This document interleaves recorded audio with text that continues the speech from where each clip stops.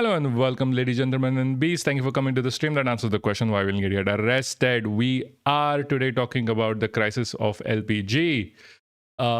India doesn't have gas anymore. This is a crisis of epic proportions. This is an emergency level situation where India will not be able to produce its food. In India, the food is cooked for a very good reason. The food is cooked because there is high amounts of heat. Things don't last. You need the cooking. Anything from households to companies to hotels all use LPG. LPG is used for electricity generation in a lot of places. It's used for heat in the northern parts. This is extremely serious. This is extremely serious. And we cannot listen to our prime minister because he says shit like this. बर्तन को उल्टा करके उसमें छेद करके एक pipe डाल दी.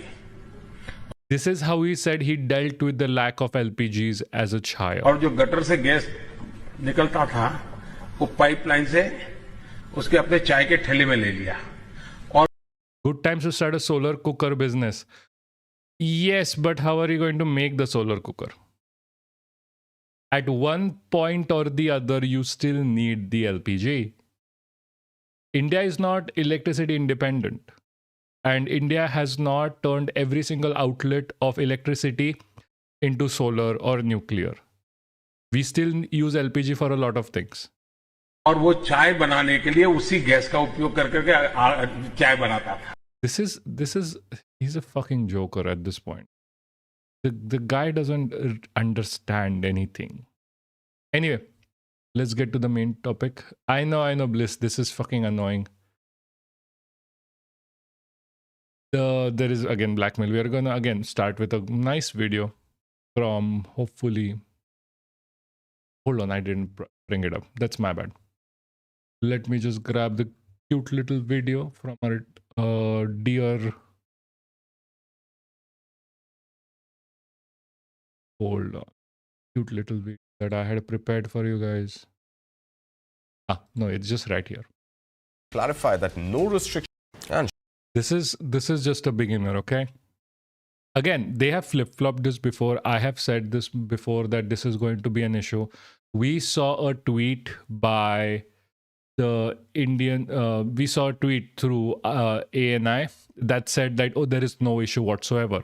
But Hardeep Puri has been saying there is no issue on paper, but now has gone back and forth over this and has been noted to running to the PMO's office to do something because there is no LPG anymore. Shifting the focus to India now amid ongoing geopolitical disruptions affecting global fuel supply, the hospitality industry in India has raised concerns over a shortage of commercial LPG cylinders, warning that supply disruptions are beginning to affect restaurants and hotels across the country.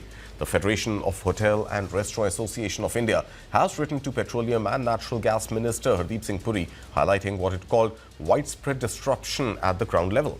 According to the association, several LPG distributors, in fact, are withholding supplies, citing a government order issued on March 5th, leading to difficulties for restaurants and food service businesses.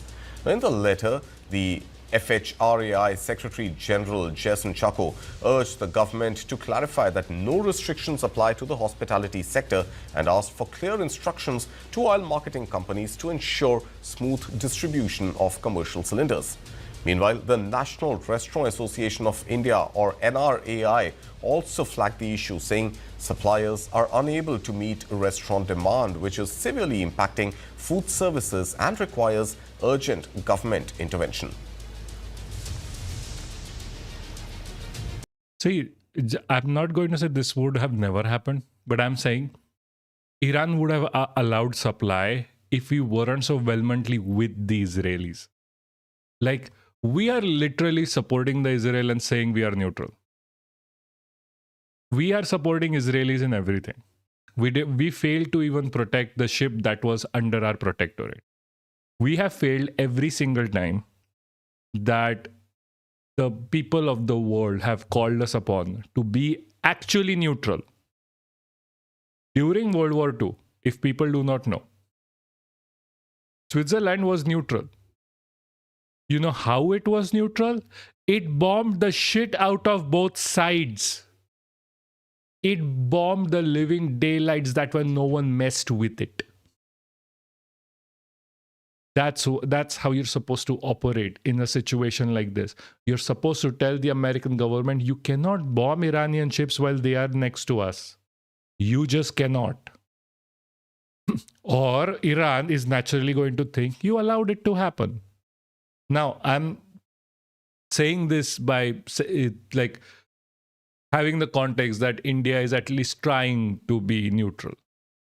But it is not, obviously. It is obvious to everyone. At this point, I don't even have to say much about this. India is not trying to be neutral. It is on the side of America and Israel. It's also showing within how we are treated by Russians. We'll come to Russian oil in a bit. Also, I fucking told you so. And taking into consideration the current situation, Union Petroleum and Natural Gas Minister Hardeep Singh Puri said the government has formed a 3-member committee of executive directors from oil marketing companies to review LPG supply requests from the hospitality and industrial sectors.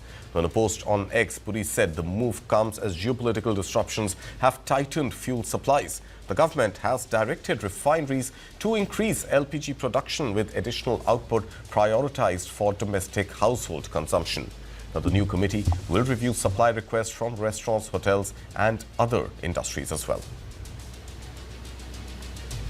Now, the Ministry of Petroleum and Natural Gas has also directed oil refineries to ramp up LPG production and channel the additional output towards domestic household consumption. Now, this move comes as authorities seek to stabilize supply and ensure uninterrupted access to cooking gas across the country. The ministry has also introduced a 25-day interbooking period for LPG cylinders to prevent hoarding and curb potential black marketing. Now, at the same time, black marketing is happening, by the way. It is happening as we speak. Like, there is a black market issue right now. They cannot curb any of this shit. They are just bad at organizing people. The government is absolutely ineffective. LPG supplies are being prioritized for critical non-domestic sectors, including hospitals and educational institutions, to ensure essential services are not disrupted. Now, for other non-domestic users such as restaurants, hotels and industries, the government has set up a 3-member committee of executive directors from oil marketing companies. The panel will review requests and decide on LPG allocations based on urgency and availability. This is emergency level, by the way. This is emergency level. This is what they do when you have an emergency. This is a problem. 1,500 for one domestic cylinder in my day. Exactly. This is what we were saying even last stream. This is what they are going to do, is because they couldn't keep it in their pants for Israel. खड़ा करके खिलाना ही था सबके सामने. What do you think was going to happen? This is called mismanagement. All that you can hope for right now is Russia or Iran take mercy on you or write a deal that is way bad for you, so this can be transferred to you. Or you get the really high-priced American sourced LPG.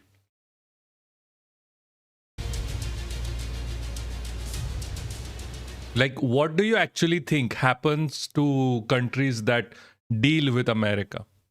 What do you think happened with Europe, especially within European Union, the smaller countries that did not want to deal with a capitalistic motherfucker? What do you think happened to them? They got priced out. The people there can't survive. Look at Greece. Greece was used like a fleshlight by Europe and America. Still is. Meanwhile, government sources say that India's petroleum supply remains stable with adequate stock and no immediate reason for panic. Sources also clarified that petrol and diesel prices are not expected to rise in the near term. They are just lying. You know why they're just lying? Because they said this before about LPG. Go back to the last stream and check. We said this before, we showed it off, and then we told you that they are fucking lying. And there is no proposal to cut duties on petroleum products, including petrol and diesel, at this stage. Now, India currently has sufficient reserves of crude oil and aviation turbine fuel, or ATF, and every petrol pump across the country is operating normally as per government. So, check the fuel prices in the next week. Check the fuel prices in the next week and get back to me. And tell me it's not affected. Because last week we said the LPG is going to run out. They said no, it is not gonna run out. And see what is happening right now. sources. Officials say India remains better positioned than many countries, with several neighbors, including the Philippines, Mauritius and Bangladesh, seeking fuel supplies from New Delhi. Now, sources in the Petroleum Ministry also say that India has adequate stocks of ATF, or aviation turbine fuel, and there's no shortage of aviation fuel in the country as well. Again, I wonder why aviation fuel is more important here. Officials also say India is not only meeting domestic demand, but is also an exporter of ATF. Now, at present, there are no plans to halt aviation fuel exports, with authorities maintaining that supplies remain stable and the aviation sector has sufficient fuel availability. Again, why are they keep focusing on aviation fuel when your goddamn house doesn't have shit to cook your damn food? It is so fucking idiotic.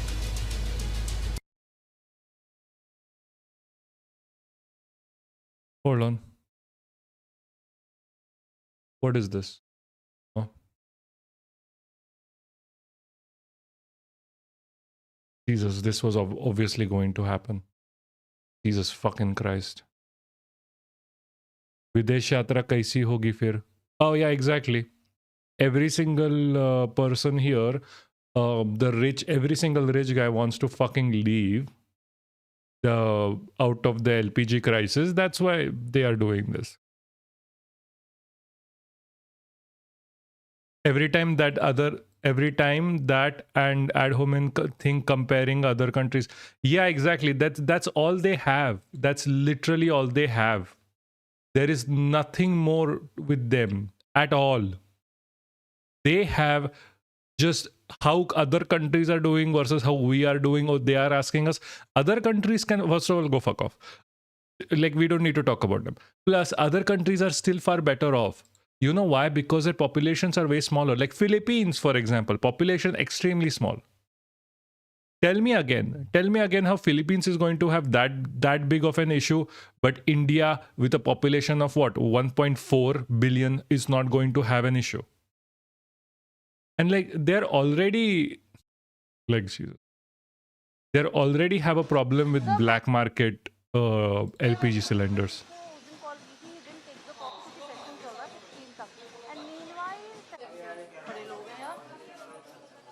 Guys, can you hear this? I cannot hear this.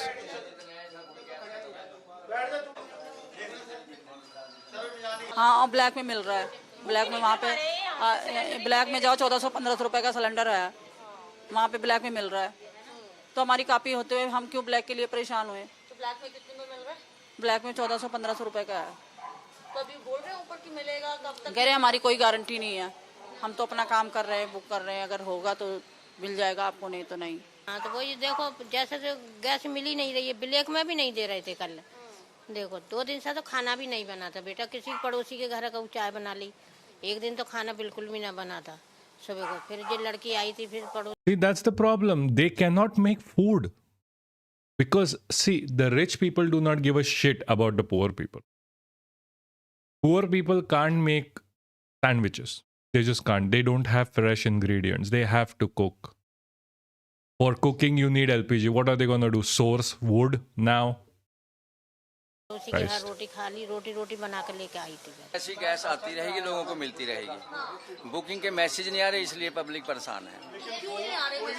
पीछे से system नहीं ऐसे कर रखा कि बंद कर रखे. क्योंकि मैसेज आने के बाद फिर जो डीएसी आता है वो लेके लोग कहेंगे मेरे को डीएसी आ गया, अभी मेरे को सिलेंडर दो.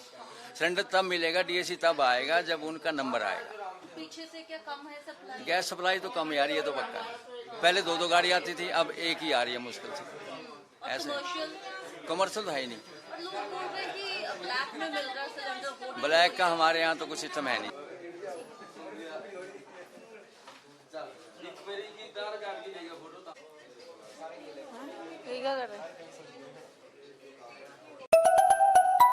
Like, tell me how things are gonna get better like this.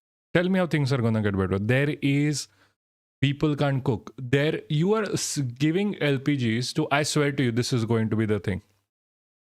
They are going to pump LPG in houses. Sorry, not houses, but like in factories that use it. In biscuit manufacturing, they're going to pump the LPG.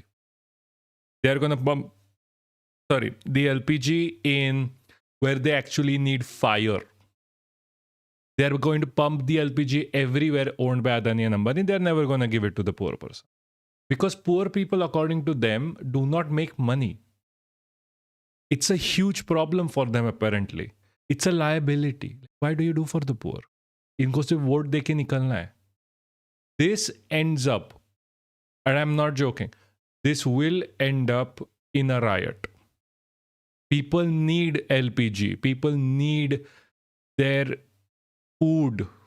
क्या खाएंगे? Like गेहूं सिर्फ चबाना है क्या? Literally, what are they going to do?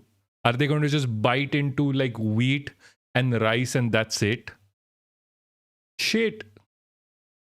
Hey, Nofi, how's it going? At this point, I'm just trying to make sense of all of this bullshit. Yeah, they are going to be, they are going to be like start using gobar. Like, god damn it. They'll start this whole gobar istemal karo, gobar se jeevan banta hai kind of bullshit. Cow shit.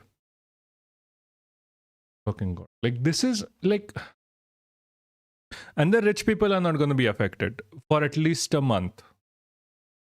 Like, don't stress about this. The rich people are not going to be affected. It's the poor that's going to be affected. Rich people are going to get a takeout from a rich-ass king. Using for burning or eating directly, yeah, it's the more or less same thing. Like, the revolution of LPG from kerosene and cow dung was so instrumental in actually making people's health better. Like, I don't think people understand how revolutionary it was for people's health. Cooking on wood, kerosene, and gobar, for example, releases a lot of carcinogens. LPG also does, but not at the same level. That's why it's called still cleaner than before. This is going to increase the already increasing rates of like bronchial issues. Like, we already have like AQI over the fucking roof. That pun was not intended. And now we have this bullshit. It's a whole, like, Prime Minister Ghar Ghar Gobar Gas Yojana. Yeah. That's what they are going to do. Nali gas or Gobar gas at this point. They don't really have a choice. They really don't really have a choice. Bengaluru, Chennai, Mumbai, hotels flag LPG cylinder shortage, center response. Hotels and restaurant industry bodies in Bangalore, Chennai, Mumbai have flagged the shortage of commercial cooking gas cylinders due to supply disruptions amid the war in Middle East, with the center ordering oil refineries to increase liquefied petroleum gas production. The price of LPG cylinders was also increased last Saturday due to Israel, Iran, US war and the disruption it caused in key strategic shipping routes, including Strait of Hormuz. Yeah, we covered all of this. What did the government say? Because the government kept saying there was nothing going on, there was no problem. Imagine this. They were basically saying Sabchangasi. Hardeep Puri, I think, is on record saying that. Not Sabchangasi, like there's nothing going on. Hotels hotels which have a higher need have released an SOS. At least not hotel workers, but hoteliers, like the owners, have a union, which is like socialism for not thee, but for me kind of a thing. And these guys are like crying about it, like, oh, our hotels can't work, our money can't come in, please help, we have no LPG. Poor people are just not there in their consideration anymore.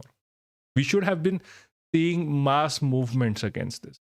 Like, stop your LPG pumping into industries. Pump the fucking shit into people's homes. The situation has now been more critical. Hold on, this opened up. Chennai Hotel Association, the situation now in open. Critical commercial LPG distributions have completely stopped supplying cylinders, stating that they have no stock available. As a result, many restaurants are forced to shut down. Good. I don't really give a shit about like the industry itself. I would. They are also tagging Rajdeep Sardesai. Okay.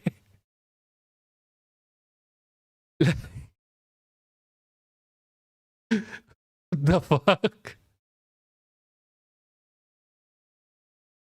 Okay, I did not expect that. This shit is bad. Imagine the goddamn restaurant association has to tag Rajdeep Sardesai.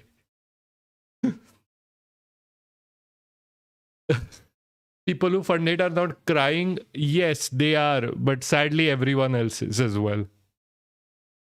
I would like the people who fund hate to cry where everyone else is enjoying, but everyone else is now suffering.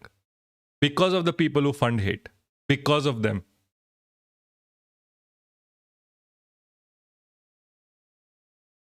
The fuck is Prabhu talking about? No need to shut down. You need to promote energy efficient dishes like idli. What the fuck? What the fuck? Like, this is next level what the fuck here. Like, I did not expect this, guys. I did not expect this. I didn't even want to open this link. So this was 10th March. India needs to promote education, to be honest. That's what we are doing. Trying to promote education here, guys. On that note, please do subscribe. If you're new here, don't forget to like the stream, subscribe, and share. Every hotel just make idli. Yeah, exactly. Every hotel just make idli. I would be happy. Like, but who's gonna make sambar, man? Sambar is not energy efficient. Someone give me some sambar too, guys. This is not hostel idli that comes with like dahi. Hell, dahi needs gas at one point to boil the milk. Yeah, it's the privileged lip cattle. Yeah, that is fucking true. This is privilege on the face of it. They are going to give stupid ass suggestions rather than actually addressing or solving the problem. As the West Asia conflict is they all start with this. Just give me the fucking news. In response to the sharp rise in global energy prices. No. So this is what you call like making government not look bad. This doesn't matter. The government announced a significant hike in LPG on March 7th to help oil marketing companies offsetting rising costs. Why? Capitalism. Like, this should not be the case. This should not be the case. You should not be hiking prices this willy-nilly. Like, Christ. The price of 14.2 kg non-subsidized domestic cylinder increased by 60, bringing the rate to 913 in Delhi and 915.5 in Bangalore. As Hassan said, his local price is 1500. The price of 19 kg LPG cylinder was increased to 114, bringing the rate up to 1,883 and 1,959 in Bangalore. Like, who in Indian fabric is going to be able to afford this? For cooking, people are not going to cook food. People, this is literally going to end up as a famine. Like, khana hai, food is in front of you and you still can't eat it. Refineries, Indian oil corporations, Bharat Petroleum and Hindustan Petroleum will have directed increase LPG production and given priority domestic over commercial connections. Committee of 3 executive EDM OMC have been considered to review. See, also they're doing this because they don't see an end to the conflict, and they don't see that the conflict will end like anytime soon, within a week or within 2 weeks. It's going to last like a few months. Middle class BJP voters are tweeting, we are safe, we don't need cylinders, our gas comes through pipe, not what? What? What? What the fuck is wrong with them? What the fuck is wrong with them? इतना डिलुलु जिंदगी में होना चाहिए boss, इतना डिलुलु जिंदगी में होना चाहिए. I swear. To be a BJP voter in 2026 when you don't have cooking gas.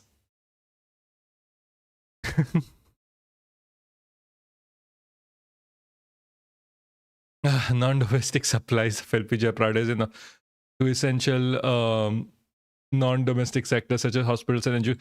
I still wonder why educational institutes.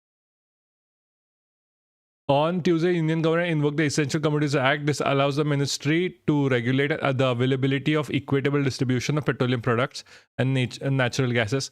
If it was already there, why wasn't it invoked like every year? I wonder. Refineries have been ordered to prioritize production of LPG from propane to butane steams, ensuring these materials are not derived from petrochemicals used like polypropylene. Okay. They have been asked to supply all new produced LPG exclusively to state-owned OMCs for domestic use. Hopefully this works, because we are literally dead in the water. It is going on. Hits Punjab's Nayagaon residents queue for hours. Yeah, that is obviously going to. Like what is next? Like, I swear, what is next in this? People actually start dying because they ate like food that's not good because they couldn't cook it. I wonder how this is going to end up. I genuinely wonder how long this is going to take.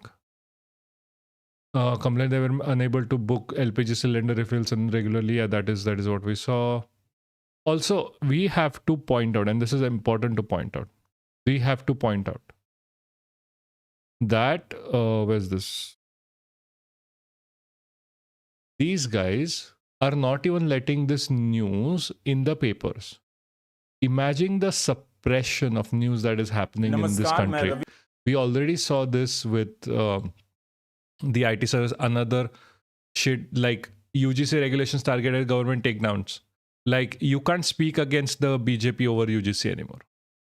That is it. The right-wing idiots are facing the same shit left-wing is facing.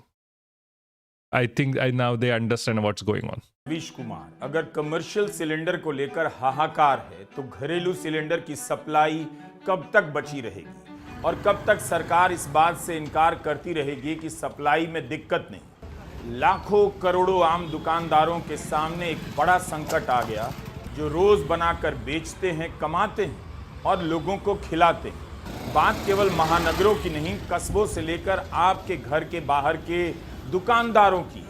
आपकी रसोई में, आपके घर में Iran के खिलाफ 2 नेताओं का उत्पात पहुंचने लगा है।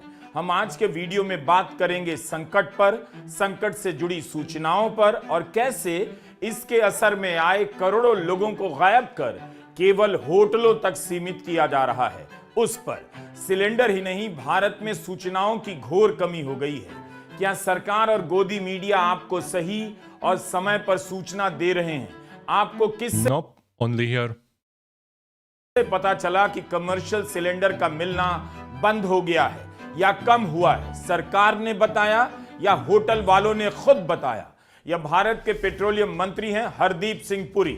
8 और He is in the Epstein file multiple times. He was also focused on way too much, and see what has happened with him. Nothing has happened with him. 9 मार्च को इतनी सारी तस्वीरें ट्वीट करते हैं कि पत्रकारों से इंटरैक्शन किया। आप नोट करिए, इसमें कोई कैमरा नहीं, यानी यह प्रेस कॉन्फ्रेंस नहीं। यहां बहुत सारे पत्रकार नोट्स ले रहे हैं और मंत्री जी ट्वीट कर इतना ही बता रहे हैं कि सप्लाई की दिक्कत नहीं, भारत में सप्लाई उस रूट से हो रही है जो युद्ध के रास्ते में नहीं। क्या मंत्री को यह संकट नहीं दिखा? किस आधार पर मंत्री ने इसे संकट नहीं माना? जबकि कमर्शियल गैस पर करोड़ों लोग आश्रित होते हैं, रोजगार के लिए भी और सस्ता भोजन के लिए भी। 9 मार्च को मंत्री जी के ट्वीट से आपको पता नहीं चलता है कि गैस का संकट है, जबकि उसी दिन होटल संघ की तरफ से बयान आ गए थे कि गैस का सिलेंडर नहीं मिल रहा, होटल बंद करना पड़ सकता है। 9 मार्च को ही खबर आई कि घरेलू गैस सिलेंडर की बुकिंग 25 दिन से पहले नहीं ली जाएगी, और 10 मार्च को खबर आती है कि भारत सरकार ने घरेलू गैस और सीएनजी की आपूर्ति के लिए ESMA essential services maintenance act लगा दिया है।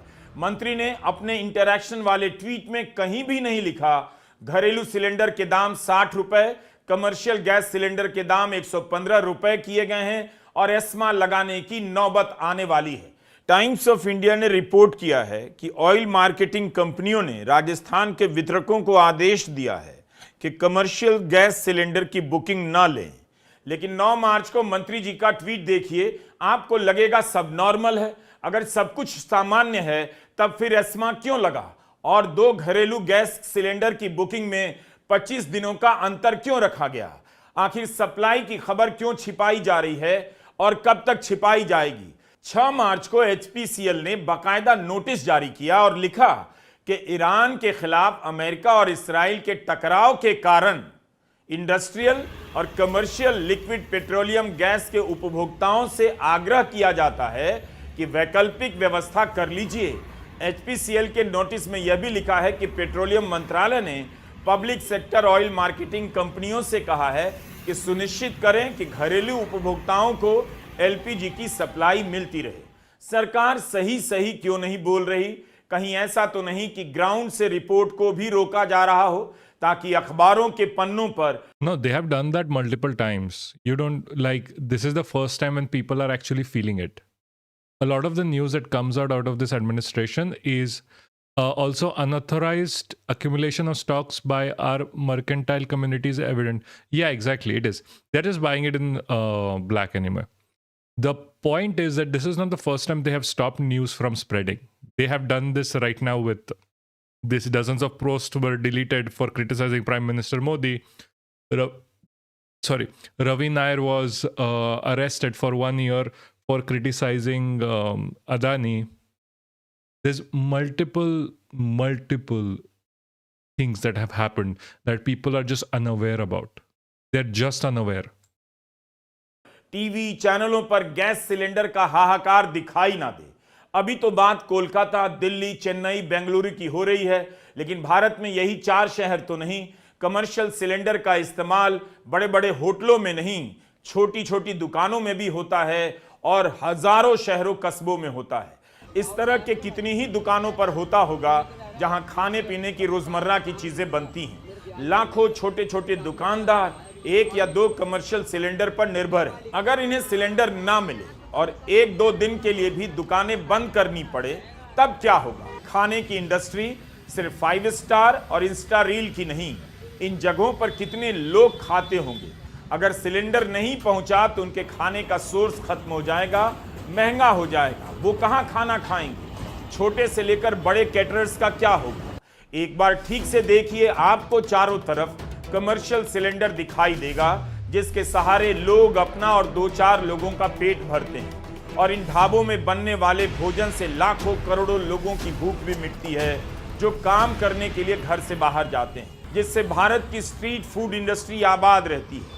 क्या किसी को इनकी परवाह है?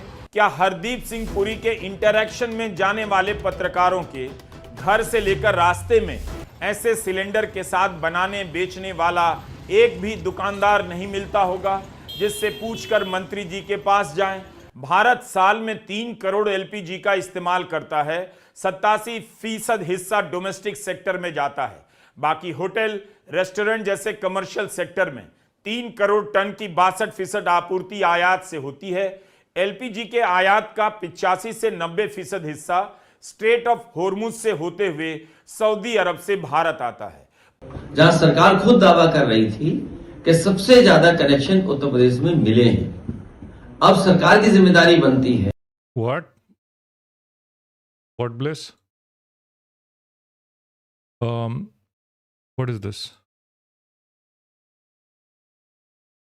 Hold on.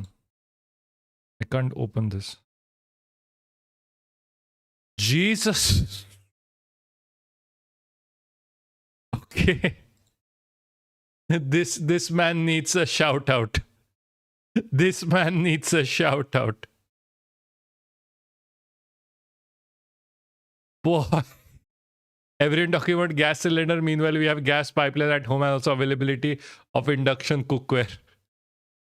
Boy, I invest in time and money and other businesses. Shubh, student of Marwadi business, family business.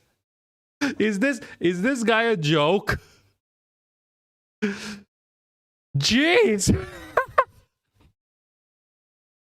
This guy is I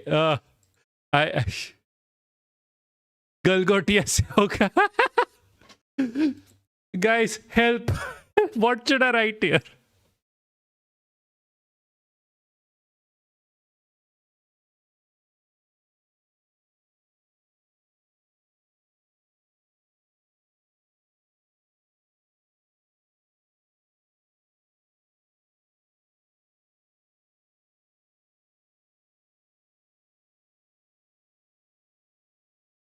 People who funded the East India Company, no.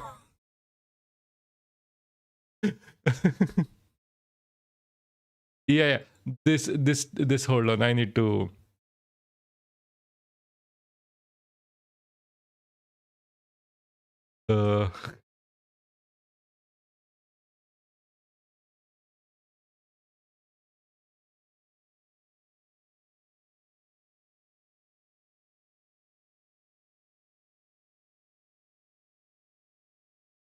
I swear this boy needs a shout out. I can't with him. This is so fucking stupid. Boy, that's horrid. Why am I laughing?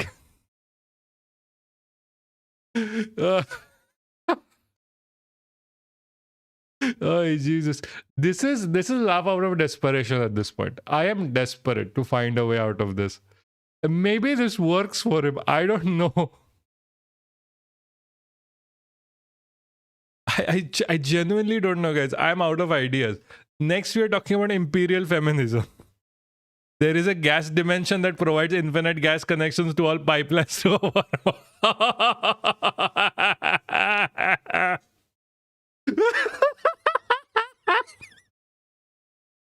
motherfuckers.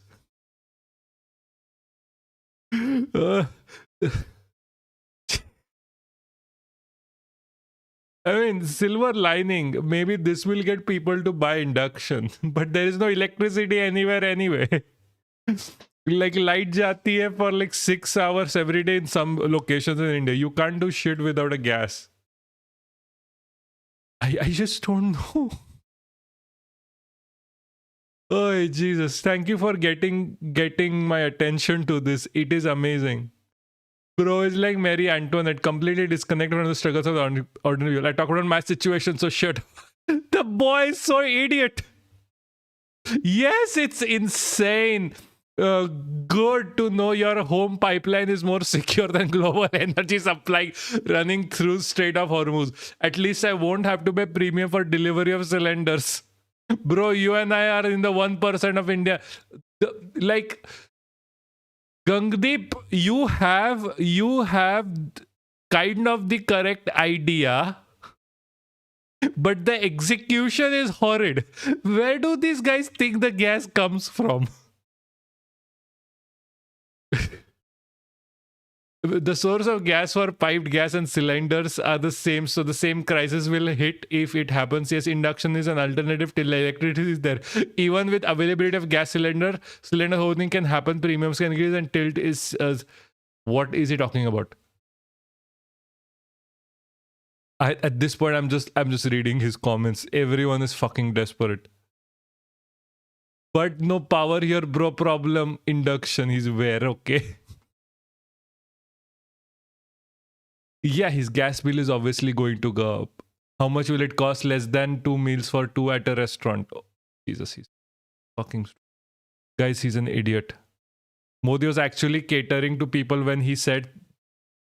When he said... that things like Nala gas theory. Yes, he was. Like, this is how they're going to get the gas, guys. This is how they're going to get the... Where is this? Where is this Nala gas?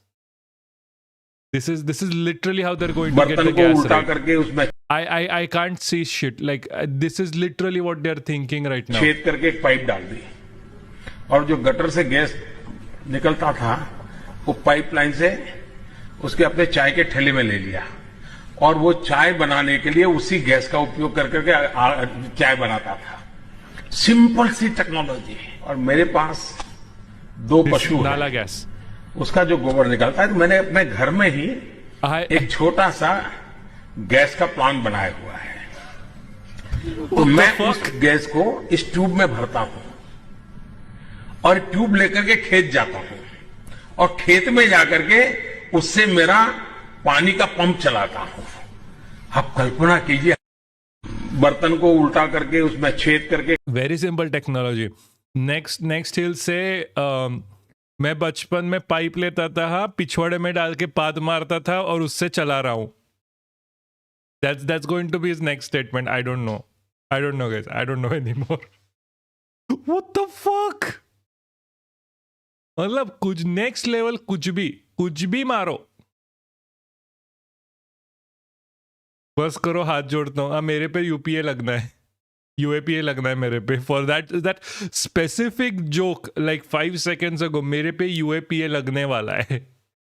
I am not kidding. They are going to do one FIR about saying like the prime minister when he was a baby he used to fart in a pipe to get gas for his cooking. Man, remember this guy that came up like last time and he was saying have some respect for the prime minister. Like, no, bro is in the Epstein files. I respect Manmohan Singh, I respect Indira Gandhi, I'll even give respect to Vajpayee. I don't care about BJP वगैरह. I'm not respecting a prime minister, like specifically him, who is in the Epstein files. नहीं करना मेरे को. Modi knows people better than any of us, sadly, to be honest. Yeah, he has great instincts for the people of India. He has great instincts.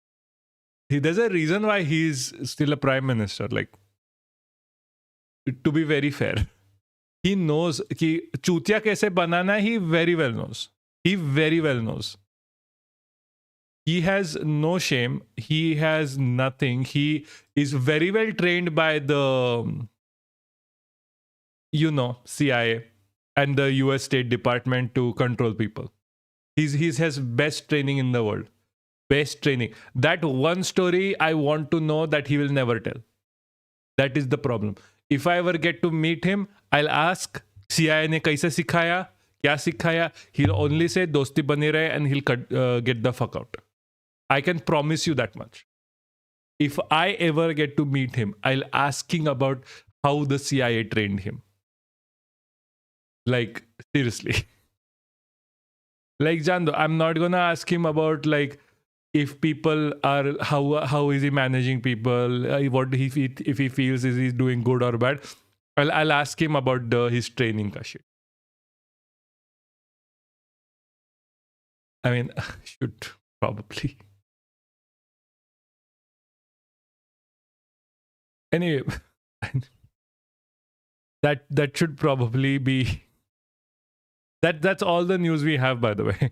That's literally all the news we have with respect to the gas problem. The gas problem is still evolving. We'll keep an eye. The other shit that we were talking about, where is this? Hold on. The Russian government is not giving any discounts to India. The Russian government is not going to give any discounts to India. India used to have a discount. Your views on Iran women football team? Guy, wait. We'll get there. Fuck the Iran regime. No discounts. Russian crude oil back on tap for India, but at higher price. Now, first of all, this is after America let us have this, and now Russia is like price hike plus tumko full price dene ka. While US allowed 30-day waiver, India to procure oil from Russia amid the ongoing conflict in Iran, India has expected to pay a heftier price for it. Traders are selling Russian Urals to India at a premium of $4 to $5 per barrel to Brent on the deliverable basis for the arrival in Indian ports in March and early April. That's when they are going to do the price hike, not right now. Don't worry. जरा election का सब tension चल रहा है अभी थोड़े state में. This is in contrast to the discount of $13 per barrel for cargoes traded in February. So it's not just like $18 hike per barrel. Also, do you support India's decision to give Bangladesh oil and gas? So what crap is this when we ourselves are in crisis? My brother, India has a trade deal for Adani Power and Ambani that they will sell the oil. उनका basic पगार नहीं कटना चाहिए. तुम्हारी जिंदगी जियो मरो कुछ भी हो फर्क नहीं पड़ता इनको. अदानी अंबानी का पगार नहीं कटना चाहिए. Understand, they are your masters. इनका पगार कटा मतलब तुम्हारी नस कटी. उतने जितना कंपैरिजन है. Get it? Why they are letting the oil pass still. Get it?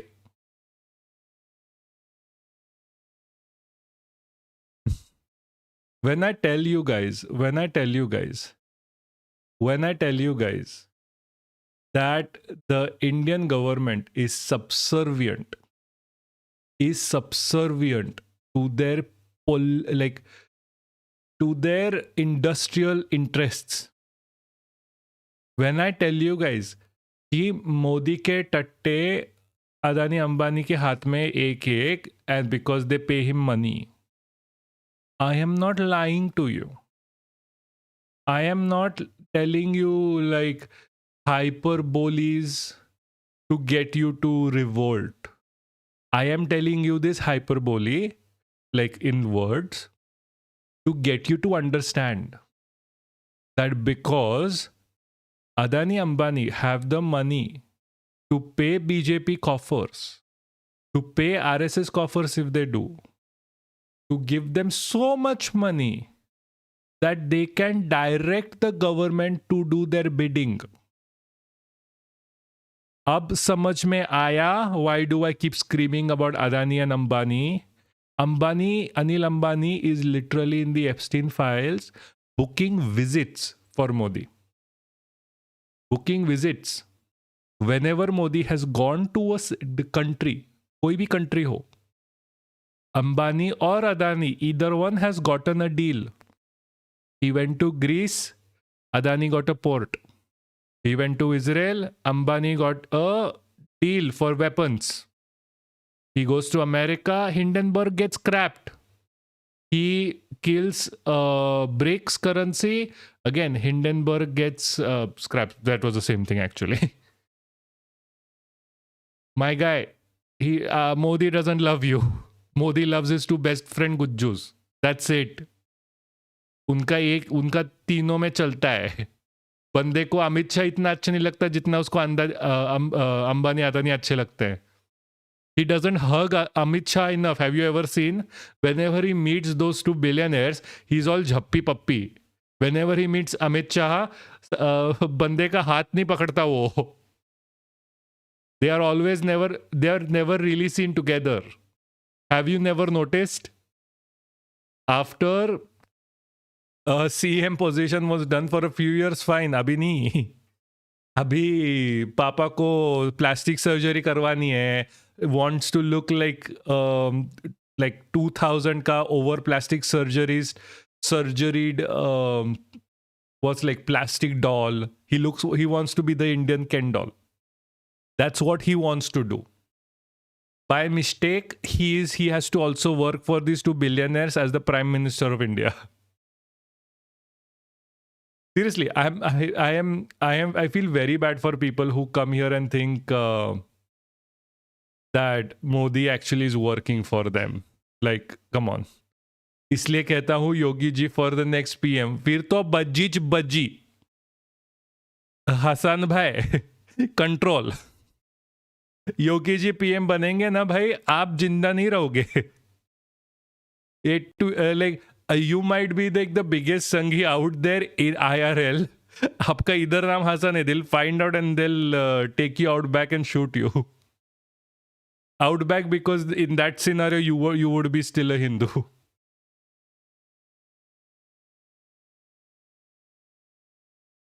Yogi becomes prime minister. Patanjali mandatory for everyone. Bro, I was being sarcastic. I was joking too. मेरा तरफ फॉर्म चल रहा है. मेरा जरा हिंदी निकल रहा है whenever I hear yogi. I know, bro. I'm not fighting you. I was kidding, bro. Anyway, the point is, like, the moment yogi like, also it is not out of the way. Like, yogi has prime ministerial aspirations. Do you know how yogi became a chief minister in the first place? Yogi became chief minister by literally, not you were per se. Yeah. Oh, yeah.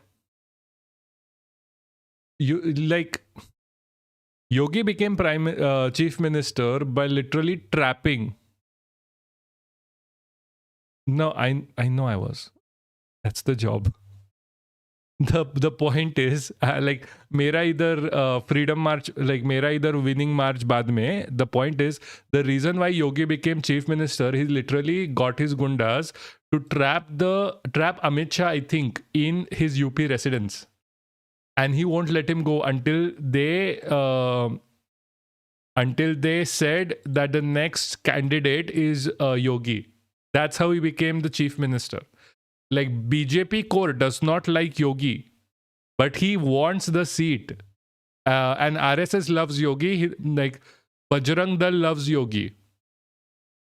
That's the problem. Yogi is worst for everyone. Like, fuck it. Yogi, like, even if you are like, oh, I don't give a shit about Indian Muslims, I don't give a shit about Dalits, I don't give a shit about SC/ST, Yogi is still bad for you. Yogi is literally a religious, I'm gonna say cunt, because we have a Supreme Court judge with cunt. He's cunt. Baki tum samajh lo. He will literally try to turn India in an ethno state for the Hindutva identitarianism. Like, RSS doesn't want, even RSS to an extent doesn't want that, because they still need something to continuously fight with to win elections. BJP definitely not, because they're subservient to two billionaires. Yogi has no relation here. Like, uska koi lagta nahi hai. He will turn India into an ethno state, and it would be bad for India. Like, you have, like, their aspirations are Taliban like. They will turn India similar to what Taliban is. Complete repression of Indian freedoms. You think Modi has done badly, like Modi has repressed your voice? Wait till Yogi comes in.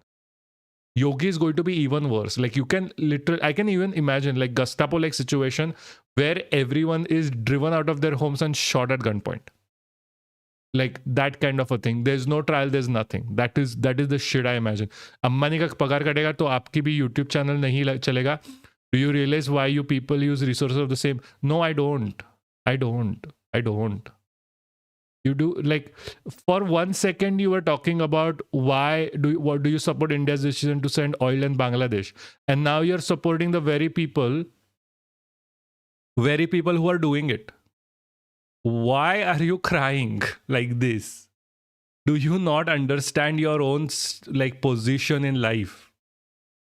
Like seriously पूछ रहा हूँ. Do you not understand your position in life where you are right now? You don't have LPG. You घर पे खाना नहीं बनेगा. You are not cooking food.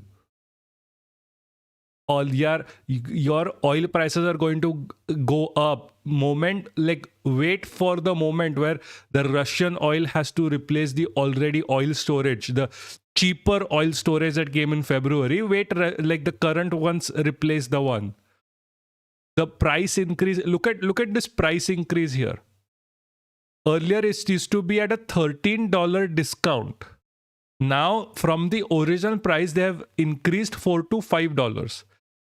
If simple mathematics, $17 to $18 per barrel. Simple mathematics again, that is a 30% increase from the actual price. And what? I don't remember the original price, but 13% increase from the actual price. Do you really understand this here? This issue here? I'm not saying it actually $13. This is a 30% increase from the discount we used to get. Your price for oil is going to go exponentially high.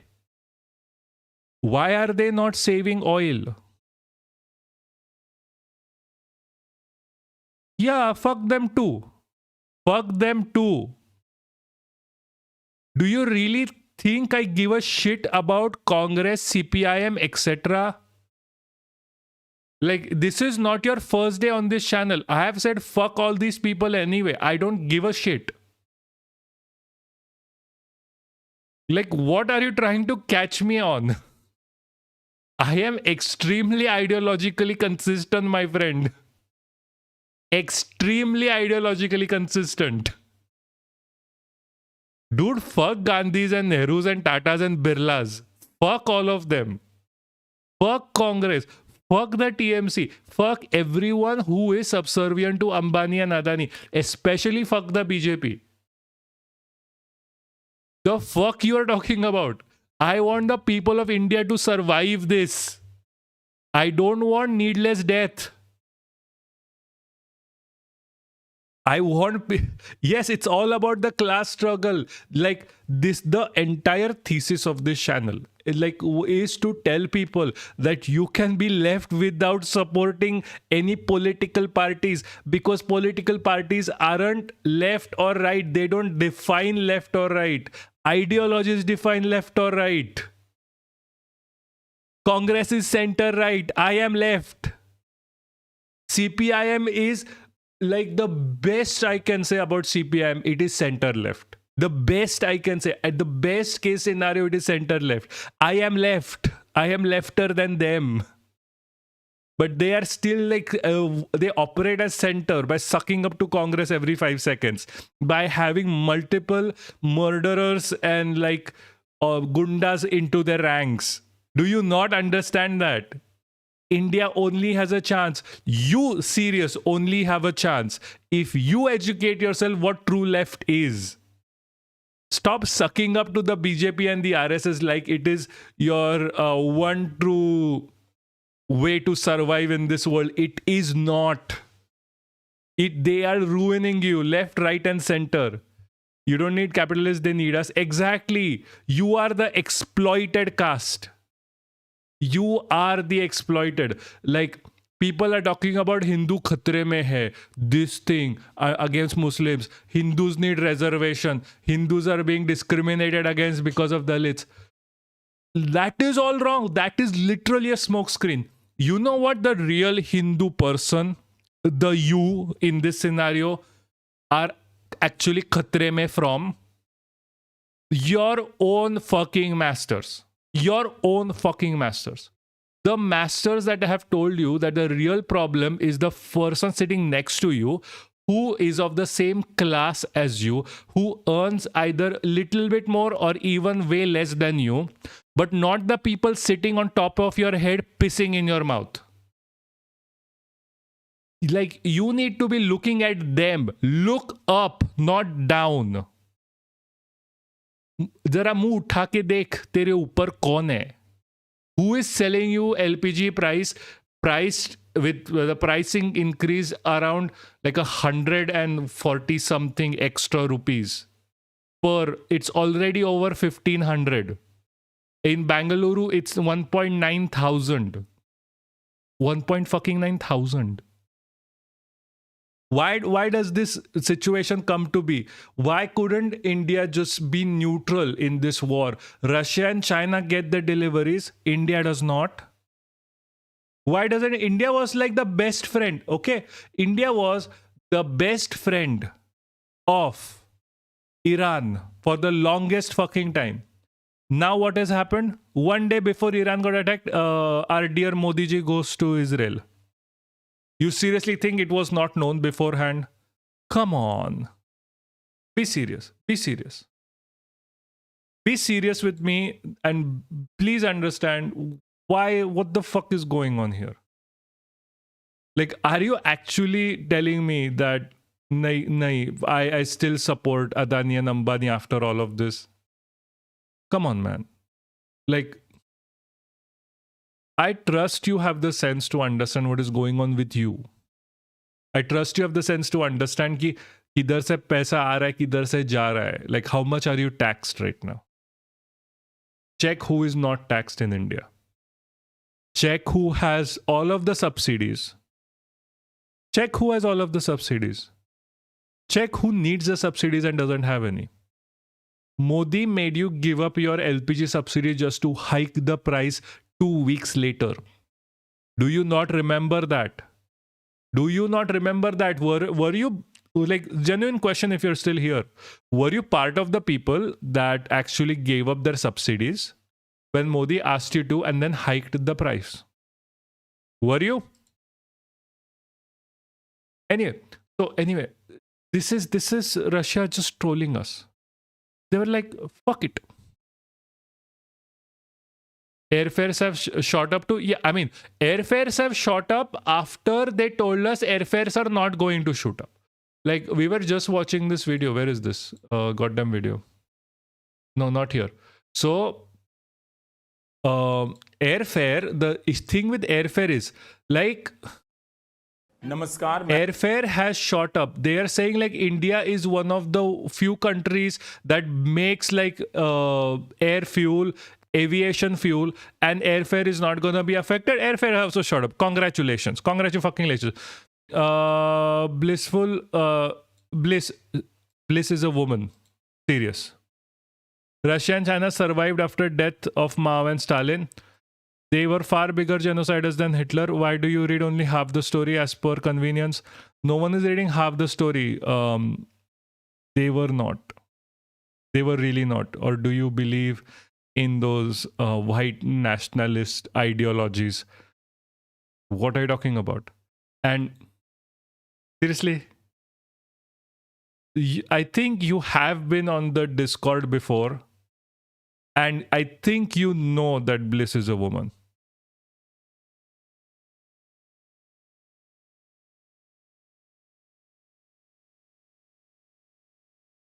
Delulu is the new Solulu. Yeah, I guess. I mean, he has no answer to being asked, like, what the fuck are you doing with the pricing of oil and gas right now? It's like, point kya chal raha hai, dragging something else right now. Congratulations. What the fuck is going on? Jesus, it is next level stupid. Also, by the way, I fucking told you so. This was us on the 3rd of March. You have to now sit and watch this. I fucking swear. Big. You know why? This is Russia.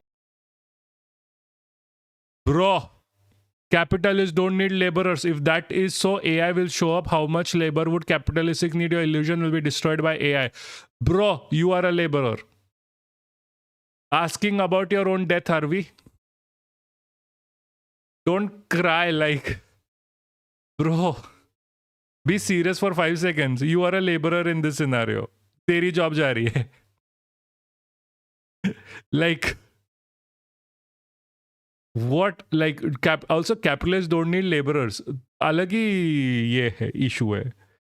Yes, they are trying to find newer ways to create a underclass of people that do not have any jobs whatsoever because they want to replace everyone with AI.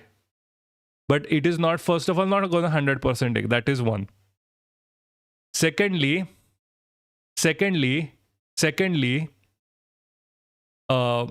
you are the laborer. You are going to die if you don't get up and like actually look at what's going on in this world. Anupam, didn't they revise the number from reserves to 25 days in less than 15 days after they said they were...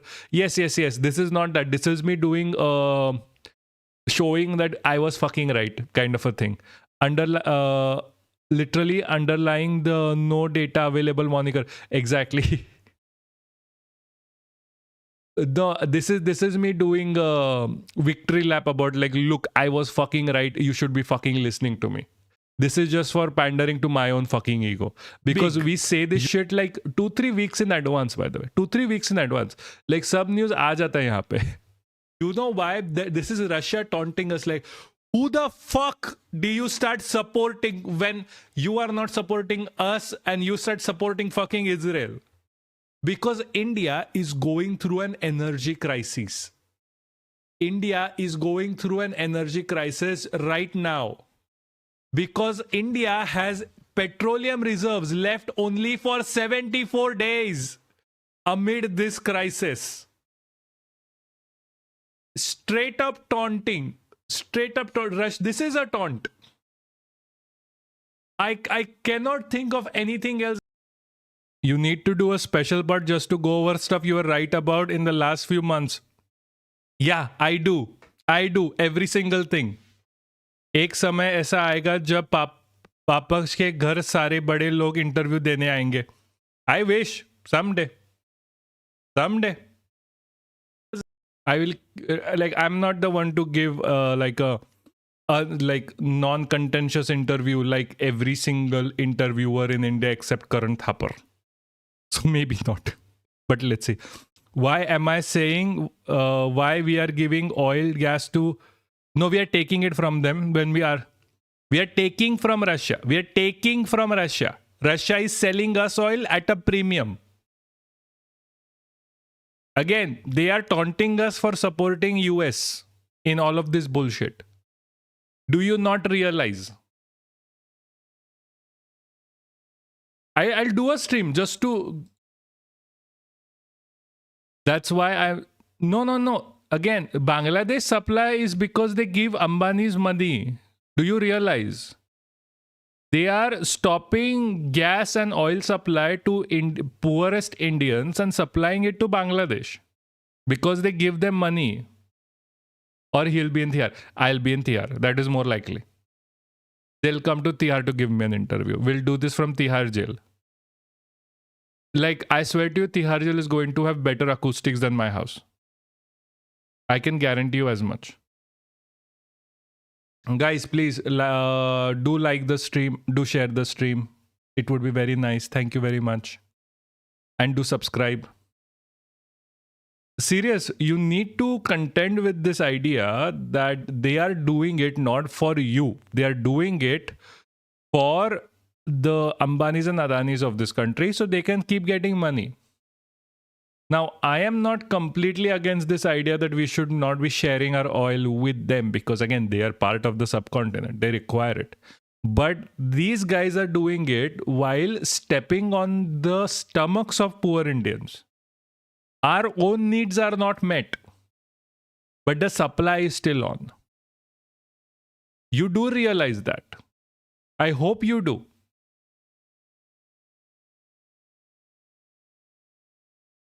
Anyway, while we are at this, we are actually going to do a pivot here. We are going to do a pivot to a topic I wanted to discuss. This is not going to be a nice topic to discuss. It is not. This is going to be a topic that's going to get me so much hate, but I'm still going to do it because it is important. we are going to talk about imperialist feminism. Now, let me get this straight. Let me just move to the main screen and get this straight. I am going to be kind of careful talking about this because Jindagi mein, you have to understand that people don't actually listen to what you're saying. They listen to what they think you are saying, and they're very two different things. Like I could say one thing and they understand completely different. Like for serious here, he keeps saying that he's still thinking why is oil going to Bangladesh, but I keep telling him because like interest, Ambani Adani. I know many people, PhDs and well-educated people who don't even know the meaning of capitalism, bro. PhDs, okay, Hassan, let me get this straight. As someone who is doing a PhD, as someone who will be a doctor this year, like Danzo, touch wood, this shit can still go wrong, but someone who will be a doctor this year, a doctorate doesn't mean that you're intelligent. It just means you can follow through a 4-year program.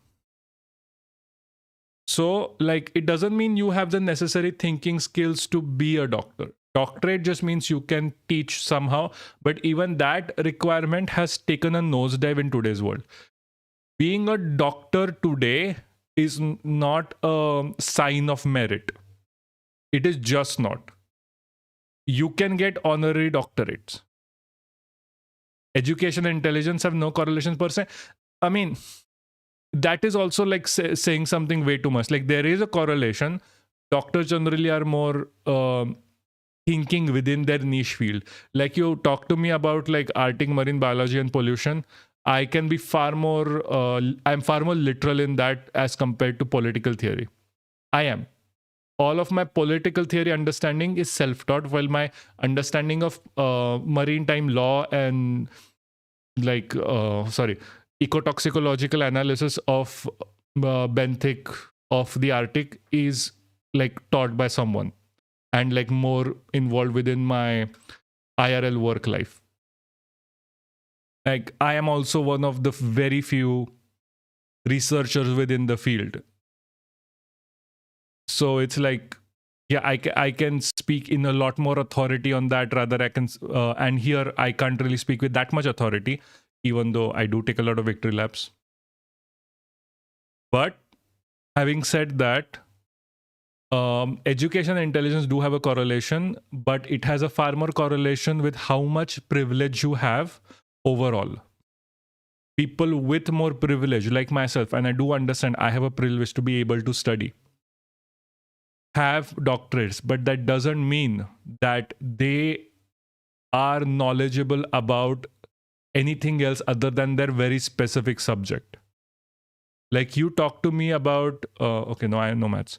What is the subject I know shit about?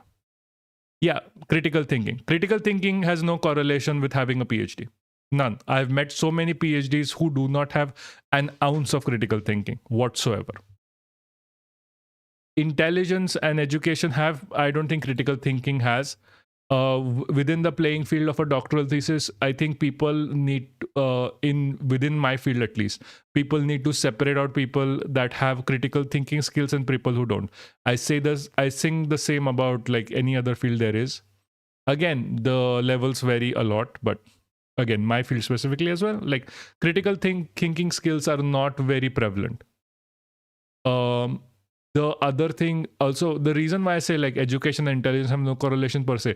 The other thing, I know we are going on a side tangent, and this is something I was like looking for a way to say out loud because I have been meaning to say this for quite a while. We need educated ministers. I know there was a whole ass discussion about this. How do you have educated ministers? It's putting barriers for poor people to get into politics. But having said that, I really don't want a prime minister who can't read off a teleprompter properly. I really don't want a prime minister who cannot address another country's prime minister by laughing and kicking every 5 seconds and saying shit none of them understand. I don't want that prime minister. I don't. I want an educated prime minister who understands the difference between what a GDP is and a GDP per capita is, and which one is actually more important. I want a prime minister who can at least spell his name in English, who doesn't compare. No. This is important. I want to say this. I really want to say this for a very long time. But the topic never comes up. So the thing that I was saying was like, I want a prime minister who can actually work as a prime minister and not just like a fleshlight for the billionaire that comes in and out. That pun was very intended. I swear to you, I'm rocking the puns today. I want a prime minister that I can be proud of. Manmohan Singh was that kind of a prime minister. If he spoke, people listened.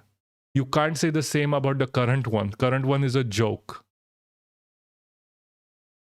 That is what I was getting at. I have a lot of frustrations with like people who tell me that education should not be like one of the criterias for electing someone, when it should be one of the criterias for electing someone. You cannot have people who can't read and write be your elected person. Like tomorrow, like we are in a LPG crisis. Our prime minister does not read brochures. He does not read like the files that are provided to him. He reads the preamble and asks people what is inside. He has said it himself. Yeah, when MMS spoke, people listened. When Modi speaks, people throw shoes. Exactly. Like, hold on. I need to find this. Bliss, can you search with me on this? What Modi said about like reading his affidavits. He had an interview I keep referring to. Hold on, serious.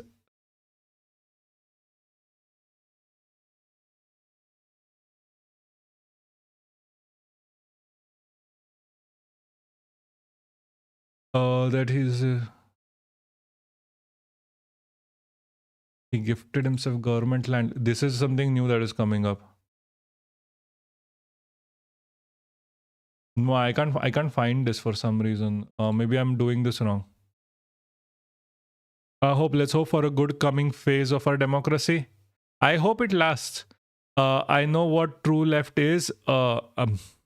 If you say it's a suicidal ideology, you don't know what true left is. Agar Hindu khatre mein hai is a smokescreen, how come you are better? आप भी खतरे में है का idea बेचते हो, वो देखो कैपिटलिस्ट आ रहे हैं. Dude, I don't think you're understanding the point. You're not understanding the point. You are under oppression. Your taxes are ever increasing without... hold on, or this is paused. Jesus.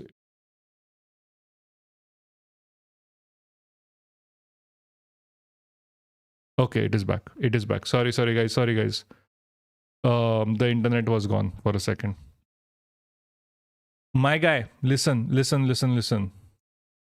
You are saying it is true left is like suicidal ideology. Agar Hindu khatre mein hai is a smokescreen. How come you are better? Aapka khatre mein hai.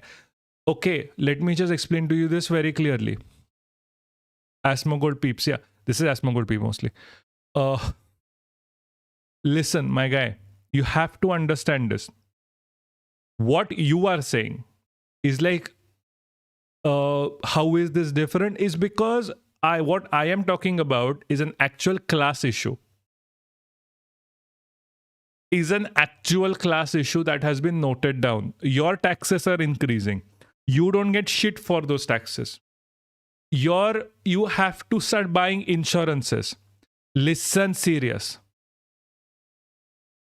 You have to keep buying your own fucking insurance at one point, because they're trying to do that, introducing American insurance policies in India. LIC is dying, the thing that actually provided insurance. You don't have hospitals. You don't have a way to travel without choking on the air. And then you are saying Hindu khatre mein hai because of a Muslim guy who's not in power, who has literally zero political power, whose religion has zero political power, especially in the cabinet. You are saying Hindu khatre mein hai because reservation, Dalits and minorities who have been oppressed since the beginning of Hinduism. Again, casteism is also a form of classism. And now, rather than focusing on the people who are giving you bad air, who are giving you bad water, there was uranium found in breast milk.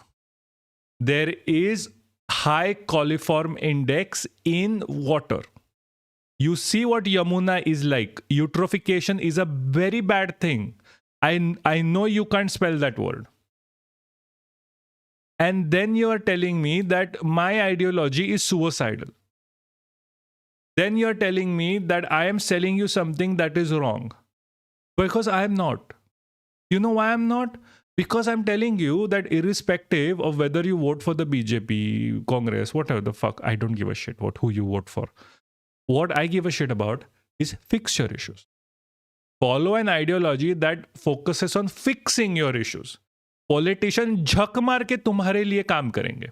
Because again, उनको seat बचानी है. Communists should first stop using capitalist products and then talk about communism. Be the change. Bro. How do... No. Yeah, Sirius made that meme. I know. He doesn't understand. Who do you think developed... how do you think internet was developed, my guy? How do you think internet was developed? I know it's also this meme. We should improve society somewhat. Yes, participate in society. Curious, I'm very intelligent. Yes, that is the meme. But you know, bro, that is even, this is next level. Bro, you know who developed the internet? What policies developed the internet? Say yes or no. Because this was a public funded endeavor. Public as in not capitalist. This was not developed by a company, internet. Airlines weren't developed by a company.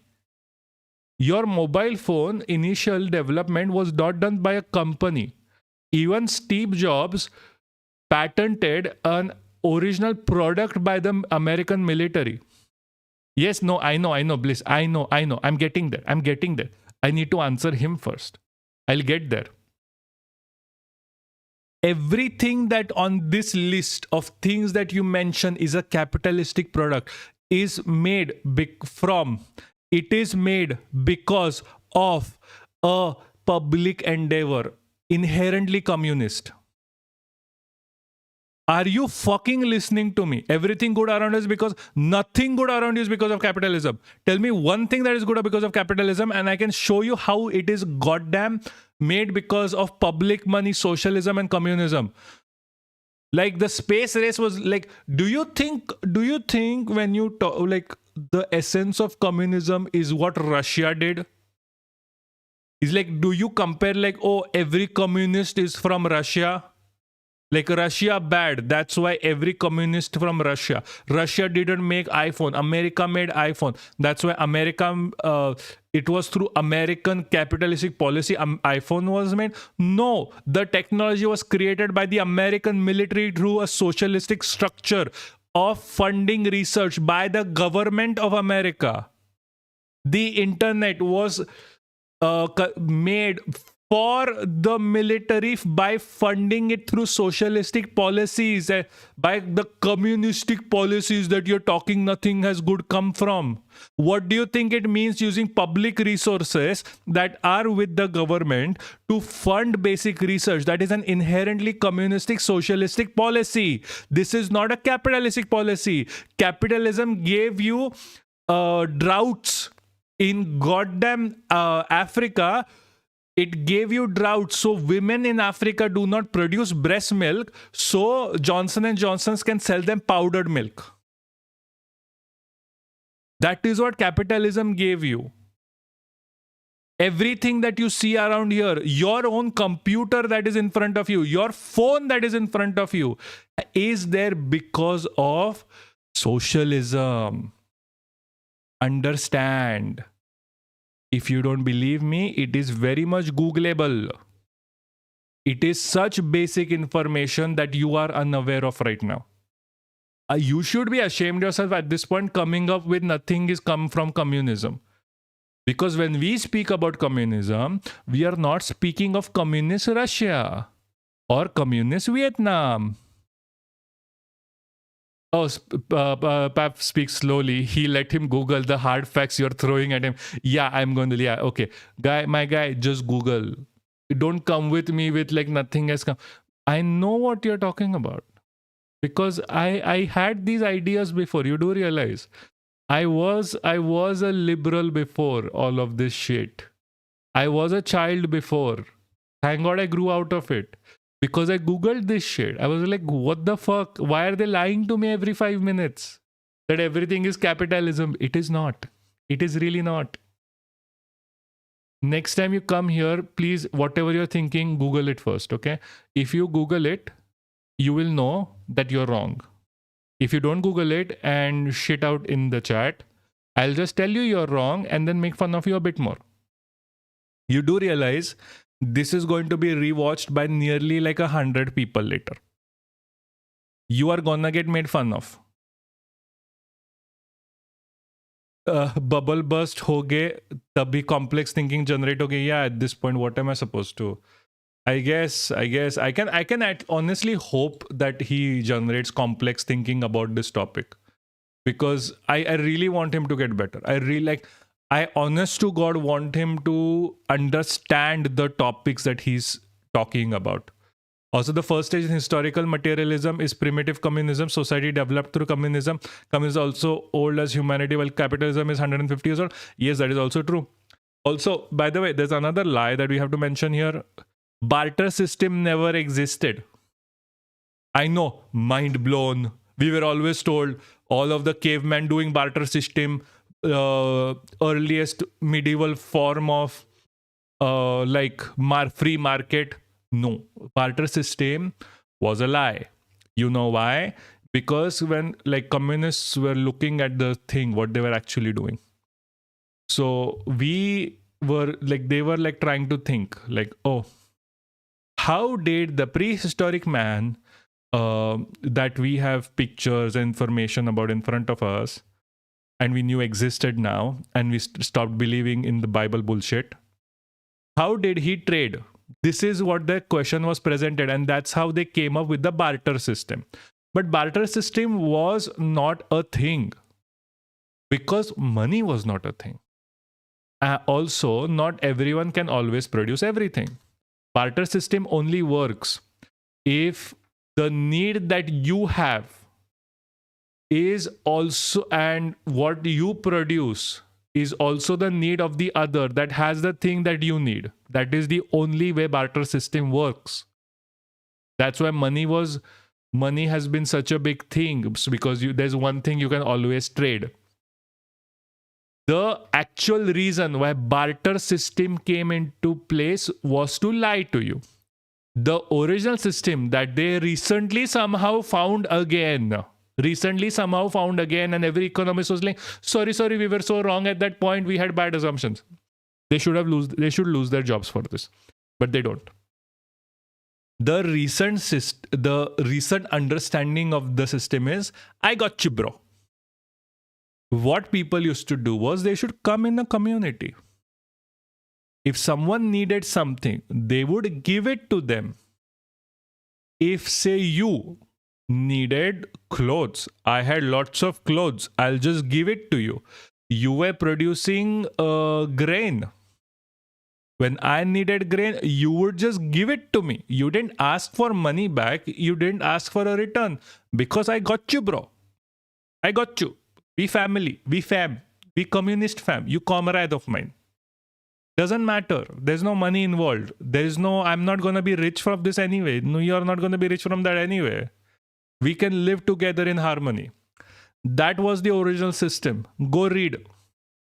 No such thing as barter system ever existed. It is a lie that has been going around for 70 years, made by communists who couldn't think how the world operated before capitalism came into being. That's why they were like, they had free markets. They had free markets that sold you. They had free markets that sold you stuff for barter. You go to the market, you exchange goods and services. No, that didn't happen. Not one bit. I got you, bro, was the thing that they did. Mind blown enough? Are you Googling? Please Google. Because seriously, I may not be an expert on any of this, which I am not going to claim I am. I am still reading enough to tell you that this is correct. Anyway, where is that meme? Hold on. Yeah, Modi ji. Modi ji. I need to look at Modi ji. My dear Modi ji. Modi ji is the best. All hail Modi ji. Please don't put me in Thihar jail for saying that you are going to smoke your own ass and get gas out of it for people. Modi ji के पाद में मेरा जिंदगी जा रहा है. Yes, I hate Facebook.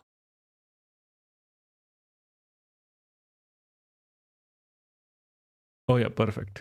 This is literally the video. Bliss is a genius, by the way.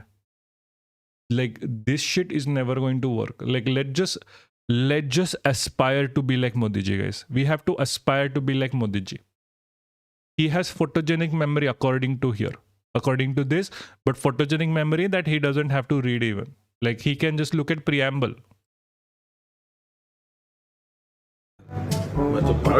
दूसरा क्या होता है, मेरा फोटोजेनिक है. मैं जब भागा जाता है तो यूं मैं ऐसे नहीं पढ़ता, ऐसे और मैं ऐसे रख देता हूँ. मेरे हालात ऐसे हैं कि मैं कुछ कर नहीं. I swear, this is the next level of how he does it. This is why I'm saying we need educated prime minister, not chauthi fail. Not the person who makes Nalika gas. Seriously, no. Like, shit all. We don't need this amazing people here. They should go fuck off. Jesus Christ, this is so annoying. Guys, please. Like, please, if this is a bad dream and this is not actually happening and this guy is not really our prime minister, wake me up now, please. I beg of you, wake me up.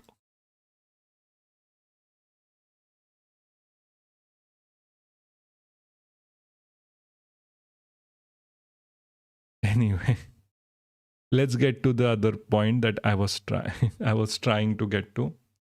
This is going to be quicker as well. Like, this is a 7-minute video. And I'm probably going to talk about for an hour more.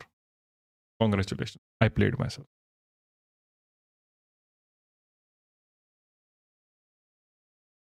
Okay. The next thing that we're talking about is imperialist feminism. What is imperialist feminism? It is a white savior complex issue where people think that the only way to save a region is through colonization, is to removal of the people from their root or mass killing them and getting them to adhere to a sense of justice and a sense of being that you aspire within yourself and your community. This was the same excuse, let's say, the British used to colonize India. The British used to colonize the world. That's why they still sometimes say, oh, we gave you a civility. This is the same thing. This is the same thing people are talking about Iran. Iranian descendants are talking about bombing Iran in people to save the women. Again, I'm not going to mince words. The Iranian regime is an absolutely horrendous regime. Iranian regime has done a lot of fuck all shit for the people of Iran, which is true. They were also oppressed by American sanctions as well. It has been well documented that it is opposite to proletarian. What is imperialist feminism? Yes. it is also what Americans have also oppressed the Iranians by sanctioning them needlessly. It has been noted multiple times that increasing the social life of people, not like go out and, but I'm going to use a better word, materialistic conditions of people have greatly improved people's livelihoods, and it has greatly improved women's rights within the region. When a country devolves down to rampant bombings, when a country devolves down to famine, massacres, what you may call it, the first things to go out of the door is rights of the people. This might be like a famine after which LGBTQ rights are killed, or a war after which mass rapes happen. This has been noted multiple times, and especially when it comes to sexual assaults, especially when it comes to sexual. I am trying to be very educated about this because people are not gonna. Especially when it comes to women's rights in a region, they have always been negatively affected by mass campaigns, especially mass bombing campaigns. This happened with Iraq, this happened with Afghanistan, this happened with Syria. So we are going to watch a few interviews of people. These are the same people, the same kind of people who were saying like, oh my God, America needs to bomb Iran more. America needs to bomb Syria more. American imperialism needs to go bomb Afghanistan more because the women need to be freed. It was always like American government has used this narrative multiple times since the beginning of American imperialism. Whenever they want to bomb a place, they'll talk about the women. If like the women are oppressed here, we need to go bomb them. Women are oppressed there, we need to go bomb them. Outlook Mac cover. I don't know what that is. And this has happened so many times that I cannot believe that people like Ruchika Sharma, for example, have gone full imperialist and with respect to the bombing of the people of India. Of Iran. They have gone full imperialist. They want that invasion to happen. There's another Iranian person here that we're going to talk about, Elana's Norouzi, who's like, oh yeah, people need to be bombed. 150 children need to be bombed.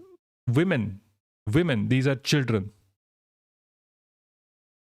Hassan, if you want to share the link, you can do it on Discord. And it is absolutely horrendous that someone would go as far as to say that bombing is good because we need to, make women's lives better. Because that's just not true. That has just never happened. It is delusional at the best. And I don't want to say. And just cruel at worst. Okay, now the war has brought many Iranian dissidents who live outside their country to speak out against the regime. One of them is now joining me. I'm joined by Elnaz Norouzi. She is an actor who acts in Hindi pictures. I appreciate you joining us, or Indian cinema as you call it, Elnaz. Thanks very much for joining me. Tell me, I know you feel strongly about your Iranian heritage. Let me start, therefore, by asking you, how do you see the situation in your country over the last 10 No. She's German-Iranian. She has dual descent. I checked. She has dual descent. She is half Iranian. And the other one is also like, I'm going to go back later. That's another actress. 10 days, the relentless bombings, the manner in which Ali Khamenei was assassinated, and the likelihood of even more violence. How do you see the situation from where you are today outside Iran? Yeah, she left Iran when she was 2 years old or less. Yeah, I know. She has no connection to Iran itself. I mean, by this logic, fuck all. That's all I can say. But then what does Ruchika Sharma know about Iran? Or what does who's this lady? Tyrant oppressor. What does she know about Iran itself? But they are like completely pro. No, this is still, yes, he's giving stage to idiots, but this is important to talk about because now we can like segue into what is happening on Twitter.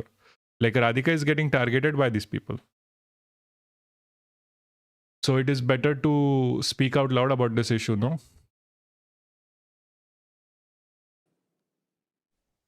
Hi, so thank you for having me, and thank you for finding it important to see the point of view of an Iranian. Throughout this interview, I'm going to try and... Again, Iranian who has not lived in Iran for like even the shortest amount of time. India helps Zoroastrians back in Iran, please. Let's hope. They are not going to. Also, hi, if you're new here, please do subscribe. Do leave a like. Thank you so much. A voice the majority of Iranians' voices here and try and make the world understand as much as it sounds cruel. It does sound cruel because it is, because this is stupid. Like, this is literally just stupid at this point. I mean, you can't expect people to understand that why do you want children to be bombed? Like, why do you want children to be bombed? Yes, our government is owned by US Israel. But why would you ever want children to be bombed in this scenario? Doesn't it sound absolutely stupid and horrendous that you as a person are fighting for children getting bombed, 150 women dying, 150 girls, like children, female children dying, because you want a better future for the women of Iran. And again, she is not an Iranian actor. She's a German Iranian actor who hasn't lived in Iran since she was 2. Iranian people have been asking for help for many, many years now. You know, it's been 47 years that this regime has been in power. And at this point, it has reached a place where the Iranians have been massacred in January and in many, many other different dates in history where this regime has... So it's like Iranians are being massacred. That's why we want America to bomb them. Make it make sense. Iranians are being massacred. That's why we want boots on the ground in Iran and like mass rape and other such horrible things to happen to the people over there. Iranians are massacred, so we want another massacre of Iranian public. That is the point that she's trying to make. That is literally the point she's trying to make. Has gone against them and where they had no voice and no power to overthrow them. So at the moment, you will see a majority of Iranians taking pictures and videos of the bombs coming into the country, but super excited because they... Thus, by the way, the super excited part is a lie, by the way. That's an AI overview. They are literally just recording it. The AI voices come in later. That's why you don't see them dancing. They are not Israelis. These Pahlavists are just yuck. I don't think she's a Pahlavist. I think that she genuinely believes that America is going out for good. I think she genuinely believes that America is going out for good. They know that they're targeted at the IRGC and at the regime, and they're so excited and they have so much hope that finally this regime is going to fall. Maybe. You know, the regime is not going to fall, by the way. That is like anyone in Iran, anyone who understands Iranian politics knows that the regime is not going to fall. Putin betrayed Shah Trump, same Mandela for Sahar. Putin, Netanyahu betray India, China, nuclear missiles, and then name Montreal Epstein. I kind of understand what you're saying. And okay, Putin betrayed Shah. Trump, same Mandelian for Tsar Putin. Netanyahu lobby. Can you write a bit better here, please? I understand it's like English might not be a first language, but still. Putin, Netanyahu betray India. Sure, yes, Netanyahu does betray India. They don't give a shit about India. India is a vassal state of America and Israel. China, Pakistan nuclear missile. And then name of Montreal Epstein. You're calling this like the Epstein Wars. Okay. That's what the Iranian people, the Iranian, I think, foreign minister also called it. I am not really sure what you mean by that. I would like you to be more detailed in typing that out. It would be very nice. Or type it in the language, like in your native tongue, because then I can just, like, if it's in Devanagari, I can read it. If it's not, I can translate it. Hold on. You know, you're saying they're excited by bombs, but let's be clear, Elnaz. We've seen a school which was bombed and more than 160 innocent schoolgirls died. And there is enough evidence that the Americans were involved in this. There are fears, therefore, that if this continues, more and more civilian lives will be lost. Aren't you concerned that all of this could only result in further destruction of your country and the possibility of a civil war breaking out? Doesn't that worry you? And the civil war and local instability is what Israel wants, by the way. What they're trying to do right now is they are trying to get the Kurdish to fight a war in place of Israel. They are trying to militarize the Kurdish. They're trying to militarize the Shias and against the Sunnis, and the Sunnis against the Shias. But no one is taking the bait here, which is a good thing. That's why the Iranian regime is not going to fall like this. Or do you simply want the regime first out at all costs? Of course, it worries everybody in Iran, and everybody is really sad about the fact that our country had to reach this point. But the 160 schoolgirls now are something that the world is seeing. But when the regime poisoned a full girls' school many years back, nobody Hassan, I understand. Paid attention. When the regime killed more than 40,000 people in January. Like the India angry for Canada for Khalistan is 6 separatists. I guess. Maybe. I'm not very sure. Like India is, the thing is, it's so pathetic to be angry at Canada for Khalistan separatist movements. Like they are not hiding them. They're Canadian citizens. They have a right to say whatever the fuck they want. Like India fucked over with Canada for absolutely no reason in this point to kill like a Canadian person in Canada and invade their sovereignty. They for 5 seconds thought they were the US or the CIA. Also, she is lying again because the Kurds, Baloch like Khalistanis, dude, fuck off. Do you never disrespect the Kurds? Never disrespect the Kurds. Like, never disrespect the Kurds. The Kurds are strong people that have a strong identity enough to fight off Israelis and the Shias and the Sunnis. And a group of people who are stateless and still fighting for their rights. Fuck off to ever even suggest that the Kurds are losers. These people just pull out fingers out of thin air or maybe just repeat CIABS. Yeah. Everybody just use them. They are being used multiple times. They have been. But you know the Kurds did right now? They said fuck off to the US.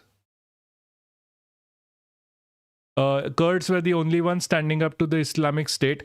Yes, because they have a right to. They are native of that land. See, even they said fuck off to Israel and US imperialism. You have to understand. You crying poor Indian cow worshipper, disrespect them already. Fuck off cow worshipper. Netanyahu fight Kurds, stop yapping, kid Khalistani 6. Can someone please explain Grapas 4633 that he's not making sense? I'm not saying Khalistani Sikhs are great. I'm saying India did not have to go into a sovereign country and kill one of Canadian citizen. How do you not get that? Netanyahu fight Kurds.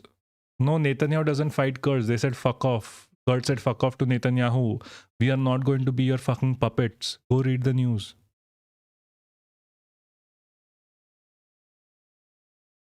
On the 8th and 9th, and then turned off the internet for the whole world so that nobody can talk about it. Nobody paid attention. And yet people spoke about it. How do you know about this then? How do you know about this? You haven't been in Iran since you were 2.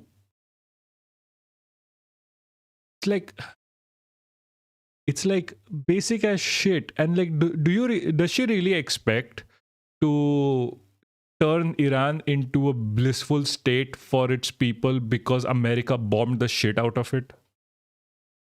Attention to that. When the regime has been executing, we have the highest rate of executions in Iran. So many.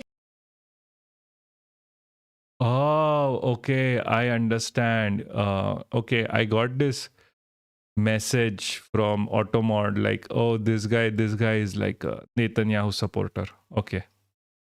Fine, whatever. I don't give a shit about you anymore. People, so many women, so many men, nobody pays attention to that. We Iranians know that there will be a lot of casualties, but we also know that there will be a lot of, like, I ask this to everyone who wants war. How many people killed are enough killed for you? How many people killed are enough for you to make the change? Like, how many people are you willing to personally kill for this? Because she's never going to shoot a rocket. She's never going to see a dead person. She's never going to even go to Iran. She's never going to pay shit to get Iran back on its feet. there are casualties every day. There are more people dying when there is no war than when there is war. And this is something that will be very, very hard for people to understand. Hold on. I'm gonna hear this again. Then when there is war, there are casualties every day. There are more people dying when there is no war than when there is war. And does she really think thousands of people dying in a single day is anyway comparable to people dying when there is no war?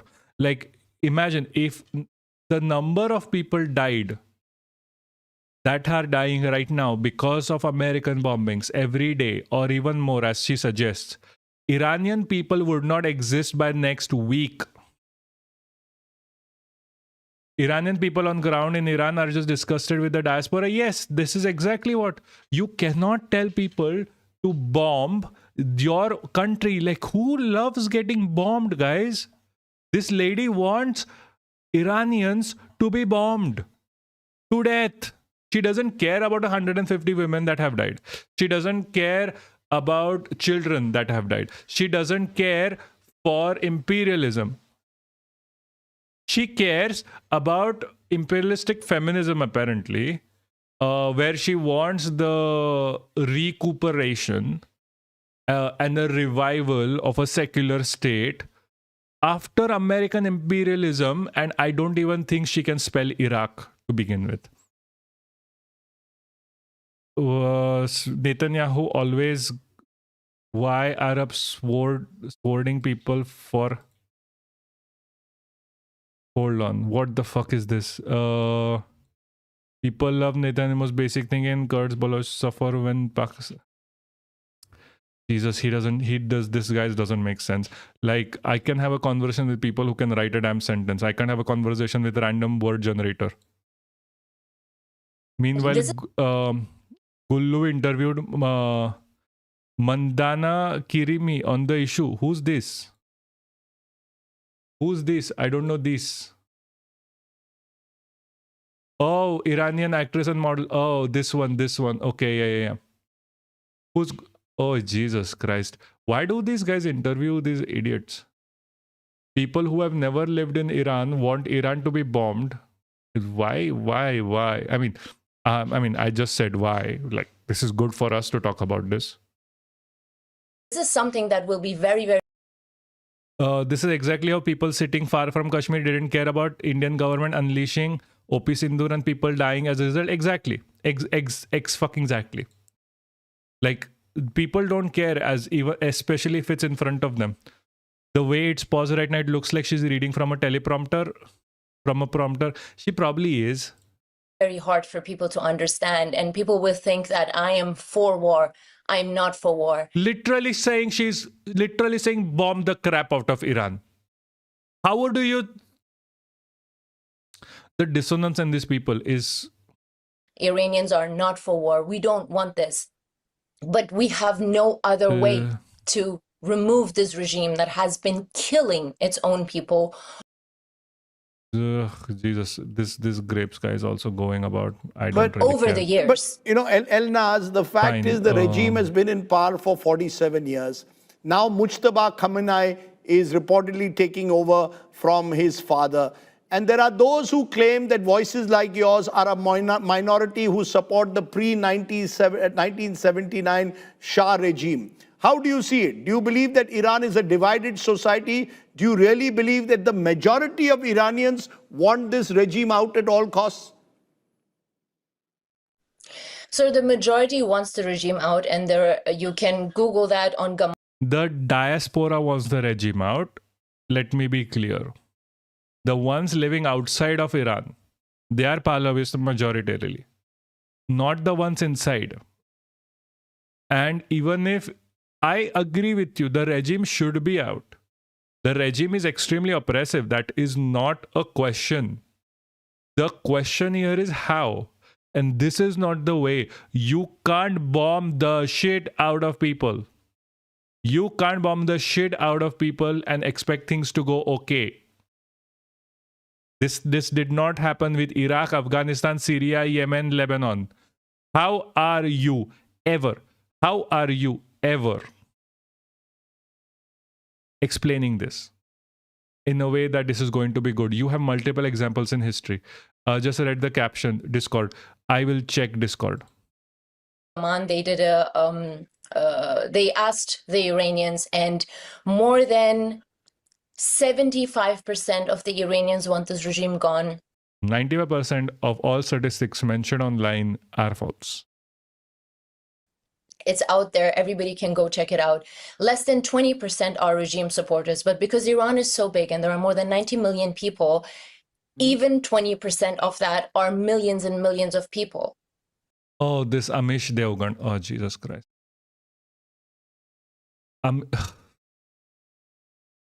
This one. ये पढ़ाया जाता है यहूदियों को रहने का हक नहीं है, हिंदुओं को रहने का हक नहीं है, ये पढ़ाया जाता है ईरान के स्कूलों में। हाँ जी। अच्छा। मेरा स्कूल में सुबह में जब हम लोग स्कूल जा रही थी, स्कूल के गार्डन में हमारा एक fix Jesus Christ. Yeah, all garbage shit goes in shit posting. Yeah, absolute garbage. This is like, it's because of Amish Devgan, to be exactly. Amish Devgan is absolute garbage. This guy is not like Rajdeep Sardesai at least gets the respect because at least he has a face like, what the fuck is she talking about? Amish Devgan is worst of the worst. No, bro, you don't have to delete it. It's okay. We are joking. This is fun. Like, I would make fun of Amish Devgan next. Don't worry. So it is, of course, they have supporters, but those supporters are mainly people who do benefit from the regime. And live in Iran, by the way. And live in Iran. Because they don't want to be bombed by Israel or US. Let's be clear here. And live in Iran. People who don't live in Iran, people who don't live under the constant threat of being bombed by an adversarial country like Israel are pro-Israel and pro-US intervention. Regime. Mm-hmm. They get many, many funds. And these are, again, things that everybody knows. Iranians know that. And if you actually dig, you will find enough evidence that majority of Iranians want this regime gone. I must ask you this, and I ask you this also as a woman. Do you feel particularly strongly because of the manner in which gender rights have been systematically abused by the regime? Is that where the angst comes from? Is that the particular source of your anger against this regime? Of course, it is a source of anger, but what I really want to stress on is the fact that this is not only about women anymore. Our men are suffering too. People in Iran have no money to eat food anymore. That is a direct result of the sanctions by the United States of America. A sanction put on by Trump after he cancelled the JCPOA. Iran has been a constant and willing member to trade with the US, to tell them and show them that they are not making WMDs, they are not making weapons of mass destruction, they don't want to do nuclear proliferation. JCPOA handled all of this. Trump is the one who cancelled this and kept sanctioning Iran. When you sanction a country, you basically are ruining its economy. That is the whole point of a sanction. People don't have money not because of the regime. People don't have money is because of the sanctions. This is the same thing that has been going on in Cuba and Venezuela. These diaspora dumbasses don't understand what's going on in their own country. Like, she should, like, seriously, this is why actors should not really have an opinion. Just go act. More. People take out loans to buy eggs and chicken. So. The economy in Iran has become, and I can tell you that because my family lives there, because my friends live there, and the friends of my friends who are abroad live there as well. Life in Iran has become unbearable. It is not only about the women anymore. So can you please understand why this is happening and not just be like everything bad because of like internal issues? Not like, oh, the country is getting bombed constantly every 6 months.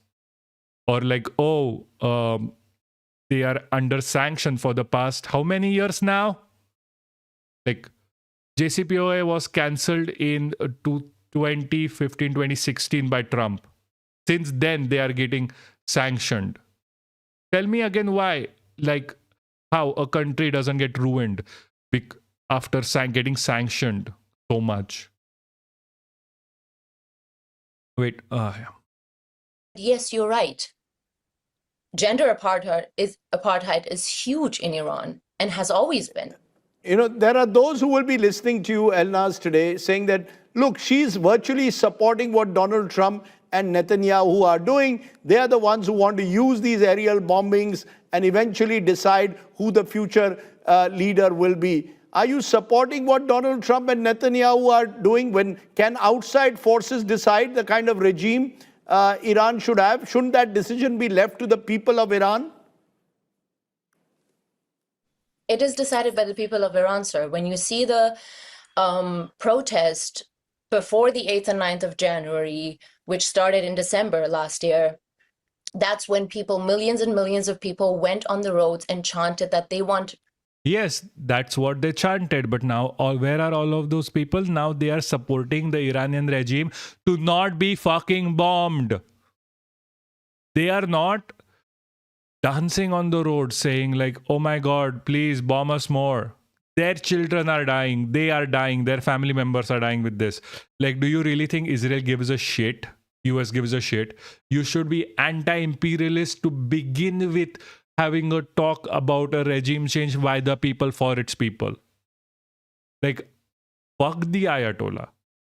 Fuck the Iranian regime. They're oppressive as fuck. But removal of that regime cannot come with US bombings. It has been tried before multiple times. US intervention has been a constant of the Middle East. For recent history, US has intervened in nearly every single country in the Middle East. Every single one. And none of them have ended up in a better place. None of them. their Crown Prince Reza Pahlavi back. This decision... No one wants Reza Pahlavi back, just to be clear. Reza Pahlavi is literally the least popular leader in Iran right now. She should go check the stats right now. No one fucking wants Reza Pahlavi. Reza Pahlavi, just like her, has not lived in Iran. He lives in Washington fucking DC in his condo. From there, he claims he's like the leader of Iran in waiting. is made by the Iranians. And this is like Machado with respect to Venezuela being the rightful leader of Venezuela. At least she was in Venezuela for at least a little bit during her time. Reza Pahlavi wasn't even in Venezuela. Sorry, Iran. He was probably in Venezuela. I fucking swear, these idiots. And the Iranians are very clear about that. And when... Yeah, they're very clear that they don't want Reza Pahlavi. Burgess class shit. Yeah. What more can we say? This is class shit right here. Crown Prince Reza Pahlavi called for the Iranians to come out on the 8th and 9th. Millions and millions came out and chanted his name. So the Iranians know... They did not. ...very well who they want. And it's not at all up to Trump or Netanyahu to decide that. The Iranians have decided that for themselves already. Yes, but when you ask, yeah, she's a Pahlavist. Yeah, I mean, at this point. So who is the biggest supporter of Pahlavi? I mean, it's not Trump anymore. Like, Pahlavi wants Trump to bomb Iran. Even like how much ever she can say that, oh, Iran needs a regime change by the people for the people, but it is still coming out. The still coming out should be from the bombing by the US and Israel. This is her point here, that the bombing is good because this will let Reza Pahlavi rise as the true leader of Iran. What the fuck? This is why I don't like imperialists. The imperialists are fucking idiots. They want to kill 1 million to save 1,000. Already. Elnaz Uruzi, for speaking to me, I appreciate you joining me and giving us your viewpoint. One of the aims on News Today is to get as many diverse viewpoints here on the West Asia conflict. Thanks very much for joining us. Yeah, seriously, get me on there. Fucking hell. I'm gonna scream at every single person involved. Like, for example, Iraqi women lost most during the 2003 US invasion. This is literally going to happen with Iran. Iran. This week marks 20 years since the U.S. This is the last thing we're going to watch, and we are going to be done with this. And this. at the time, Washington and Britain said the invasion was necessary because Iraqi leader Saddam Hussein planned imminent use of weapons of mass destruction. But that allegation proved to be false. After the regime was toppled, loyalists began an insurgency which led to a civil war and later the rise of ISIS. The exact death toll of Iraqis is unknown, but well over 1 million people are believed to have died since 2003, and Iraq has still not fully recovered. Earlier today, right here on CBC News Network on Rosemary Barton Live, we heard from former Prime Minister Jean Chrétien on his decision to leave Canada out of the war in Iraq. Liberating women by hitting schools, hospitals, oil refineries, and water plants. Yeah, exactly. We haven't even spoken about like what happened with the oil refinery that's going to fuck over Iran for the next 10 years. Well, it was a great indication that we were a very independent nation, that we were not the 51st state of America that too often some people think we were. And but I made a decision not for that. I made a decision because I thought that it was a big error to go to war in Iraq because there was no proof. Guys, if you're new here, please do like, share, and subscribe. Especially subscribe. It is extremely important that you subscribe. Do not forget, we are an independent house. We say shit that no other news channel ever says. That's why your support becomes extremely important in these trying times. I did steal that last sentence from Karan Thapar. I'm not going to lie. Proof of weapon of mass destruction. And despite of the pressure from George W. and Tony Blair and the business community and so on, we decided that it was to be no. And I made that statement 20 years ago today. That was former Prime Minister Jean Chrétien speaking earlier today on Rosemary Barton Live. Now I want to speak more about this anniversary, and we're joined by a glimpse of my what? Who? Someone here? Now I want to from Middle East Studies at Brown University, and she's joining us from Providence, Rhode Island. Thank you so much for being on the program today. Thanks for inviting me, Chris. I want to start by asking you, as someone of Iraqi heritage, how are you processing this anniversary? Well, I feel quite ambivalent about it because Iraq has been... Yes, Arundhati Roy. Yeah, we'll get to her too. That's the final thing that we are going to end this on. Forgotten, has been out of media interest for the at least past 10 years. And so in some ways, I'm a little bit suspicious of the sudden interest. But on the other hand, I'm glad that people start to remember one of the crimes of the centuries, I would say, the invasion, which was a grave error, not only because of the weapons of mass destruction, but it's impossible to bring democracy and human rights to a country through a military invasion. But despite that, the false premise, but also say that, many Iraqis were actually glad to see Saddam Hussein gone. Of course, it was a terrible dictator, and the combination of sanctions and Saddam Hussein made life in Iraq unbearable. But the problem wasn't only the invasion, but it was also the aftermath of the invasion and all the decisions that were made by the US-led invasion, which led, as you already pointed out, to sectarian divisions, to chaos, lawlessness.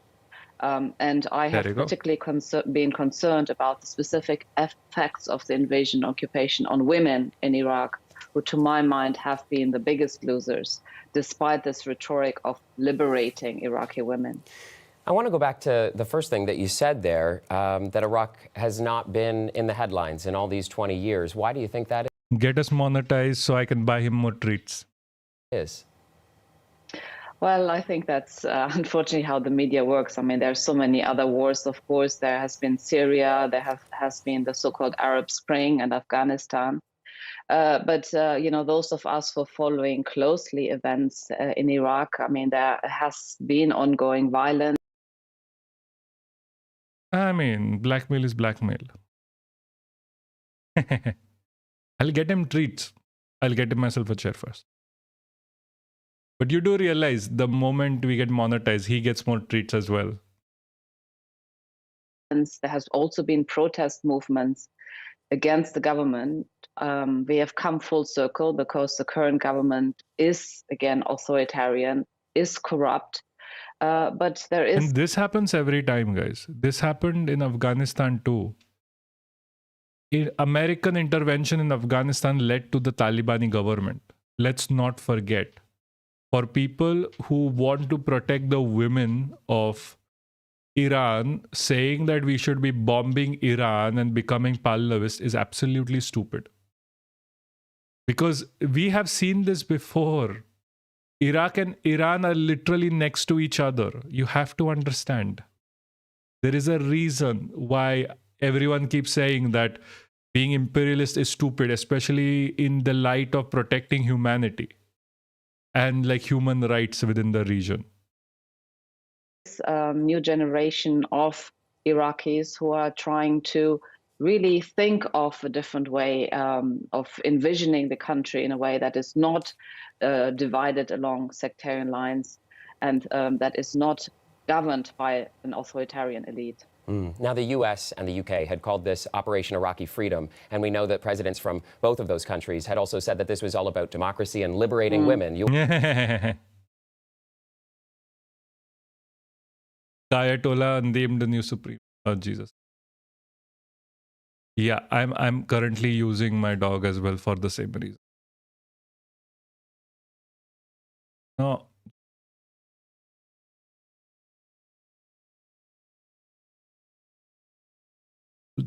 Hold on. Right-winger Indian guy BJP supporting is US-Israel bombed Shia Muslim death in Iran is bad.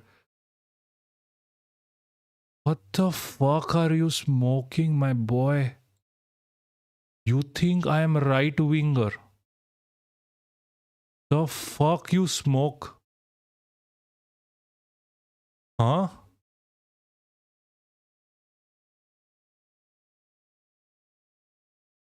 You big BJP enjoy same Pakistan. What?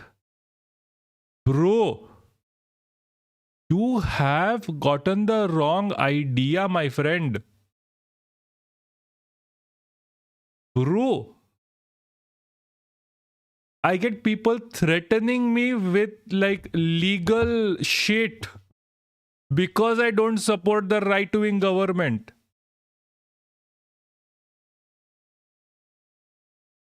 This is my recent thing going shit all on like Twitter. Modi copied Israel, RSS, Bajrang Dal terrorist organizations. That's my recent thing that is going viral on Twitter. What are you talking about me being a like right-wing supporter?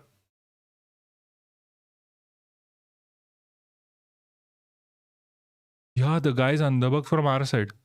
Okay. Bro, man, check me out before.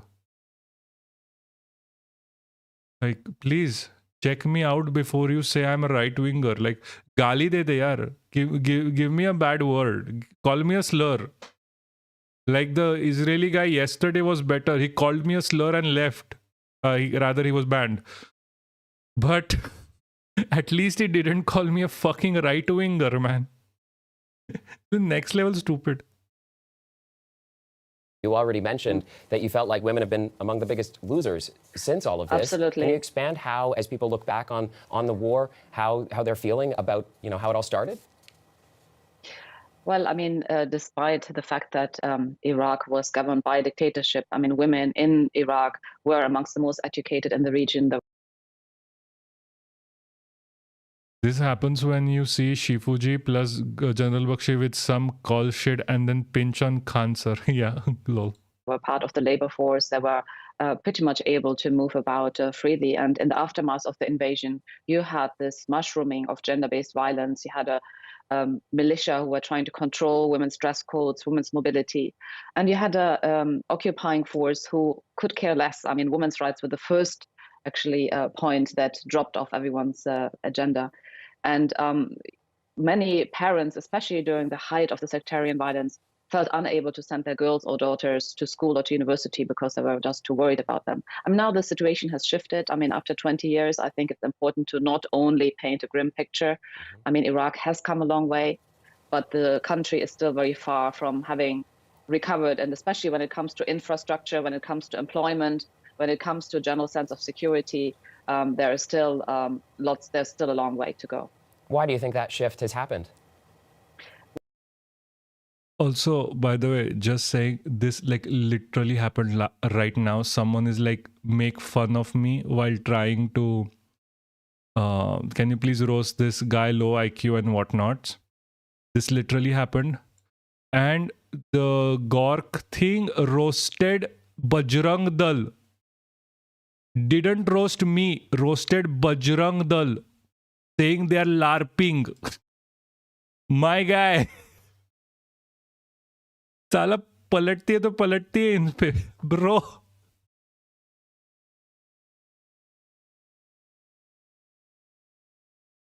I swear. Which shift? The shift to having kind of a better scenario, a better situation you mentioned there just at the end. Why do you think that's taken place? Well, it is, you know, a young generation of Iraqis who are just fed up with war and violence. And, you know, they didn't grow up during the Ba'ath regime. And they have been protesting on the street. They haven't achieved their goals yet, but I feel that there is this push. When it comes to the government, we have not reached a better scenario yet. The government is still in shambles. The government is still sectarian. It is corrupt. It is incompetent. But the hope comes from the youth in Iraq, you know, who 20 years on really want to see a different. Yeah, he's going to reply like, "Hey, Grok, is this real?" Yeah, they're fucking idiots. Anyway, focusing on this. Iraq. They want to have a life that is not governed by violence, insecurity, and also sectarianism. It's so important to learn from the past and to learn from history to make sure that problematic decisions are not repeated. If you were able to speak with the U.S. administration and governments like Canada, what would you want to tell them about what things you think they should have learned from all of this? Well, the first lesson is that you cannot bring democracy and human rights through a military invasion. That is Here. This is what is opposed by a large part of the population. Secondly, listen to people who actually have an insight into the country, because, as I said, even in the aftermath of the invasion, things didn't have to go as badly as they went. If the administration would have listened to experts who would have given advice against the disbanding of the army, against dividing up Iraq along sectarian lines, against the depacification in a way that actually alienated a large part of the population. So, there are people who would have helped to advise. But the first lesson, I think, is that, democracy and human rights, as we also saw in the case of Afghanistan, is not achieved through a military invasion. All right, Nadia. Well, thank you very much for speaking. See, that's the whole point here. That's why imperialism is fucking stupid.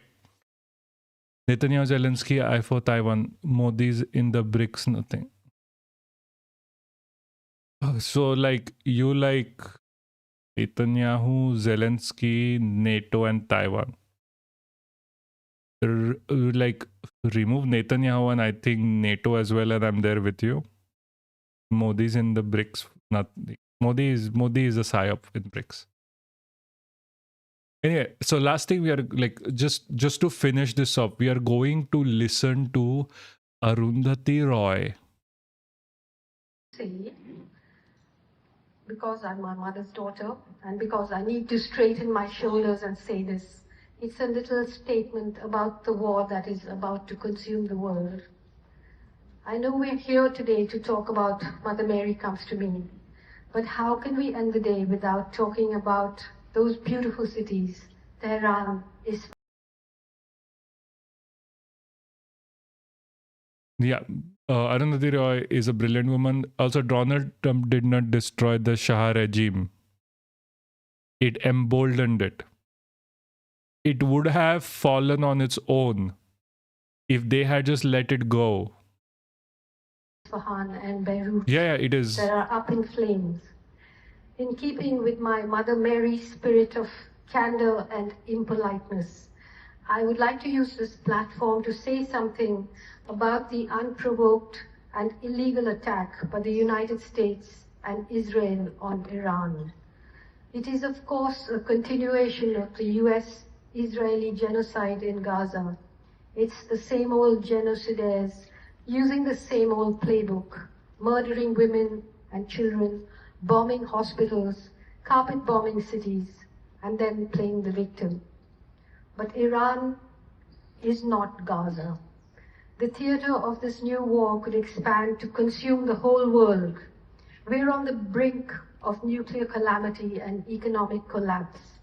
The same country that bombed Hiroshima and Nagasaki could be ready in itself to bomb one of the most ancient civilizations in the world. There will be other occasions to speak of this in detail, so here let me simply say that I stand with Iran unequivocally. Any regimes that need changing, including the US, Israel, and ours, need to be changed by the people, not by some bloated, lying,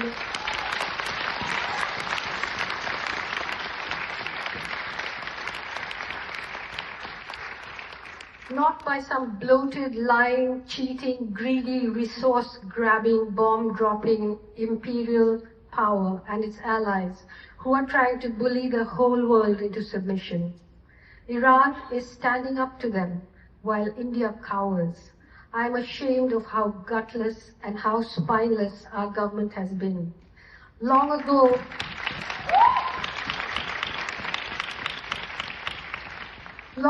we were a poor country of very poor people, but we had pride, we had dignity. Today, we are a rich country with very poor, unemployed people who are fed on a diet of hatred, poison, and falsehoods instead of real food. We have lost pride, we have lost dignity, We have lost courage, except in our movies. What sort of people are we whose elected government cannot stand up and condemn the US when it kidnaps and assassinates heads of state in other countries? Would we like that done to us? For our Prime Minister to have traveled to Israel and embraced Benjamin Netanyahu just days before he attacked Iran, what does it mean? For our government to sign a groveling trade deal with the US that literally sells our farmers and textile industry down the river, only days before the US Supreme Court declared Trump's tariffs illegal. What does it mean? For us to now be given permission to buy oil from Russia, what does it mean? What else do we need permission for? To go to the bathroom? To take a day off work? To visit our mothers? Every day, US politicians, including Donald Trump, mock and demean us publicly. And our Prime Minister laughs his famous vacuous laugh and hugs on. At the height of the genocide in Gaza, the government of India sent thousands of poor Indian workers to Israel to replace expelled Palestinian workers. Today, while Israelis take shelter in bunkers, it is being reported that those Indian workers are not allowed into those shelters. What the hell does this mean? Who has put us into this absolutely humiliating, shameless, disgusting place in the world?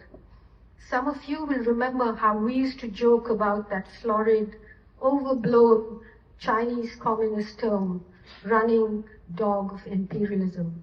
But right now, I'd say it describes us well, except, of course, in our twisted, toxic movies in which our celluloid heroes strut on, winning phantom war after war, dumb and over-muscled, fueling our insatiable bloodlust with their gratuitous violence and their shit for brains. Shit for brains. All of these fucking imperialists. Anyway, thank you for coming, guys. That is in for today. I will see you on Thursday. Take care. Good night.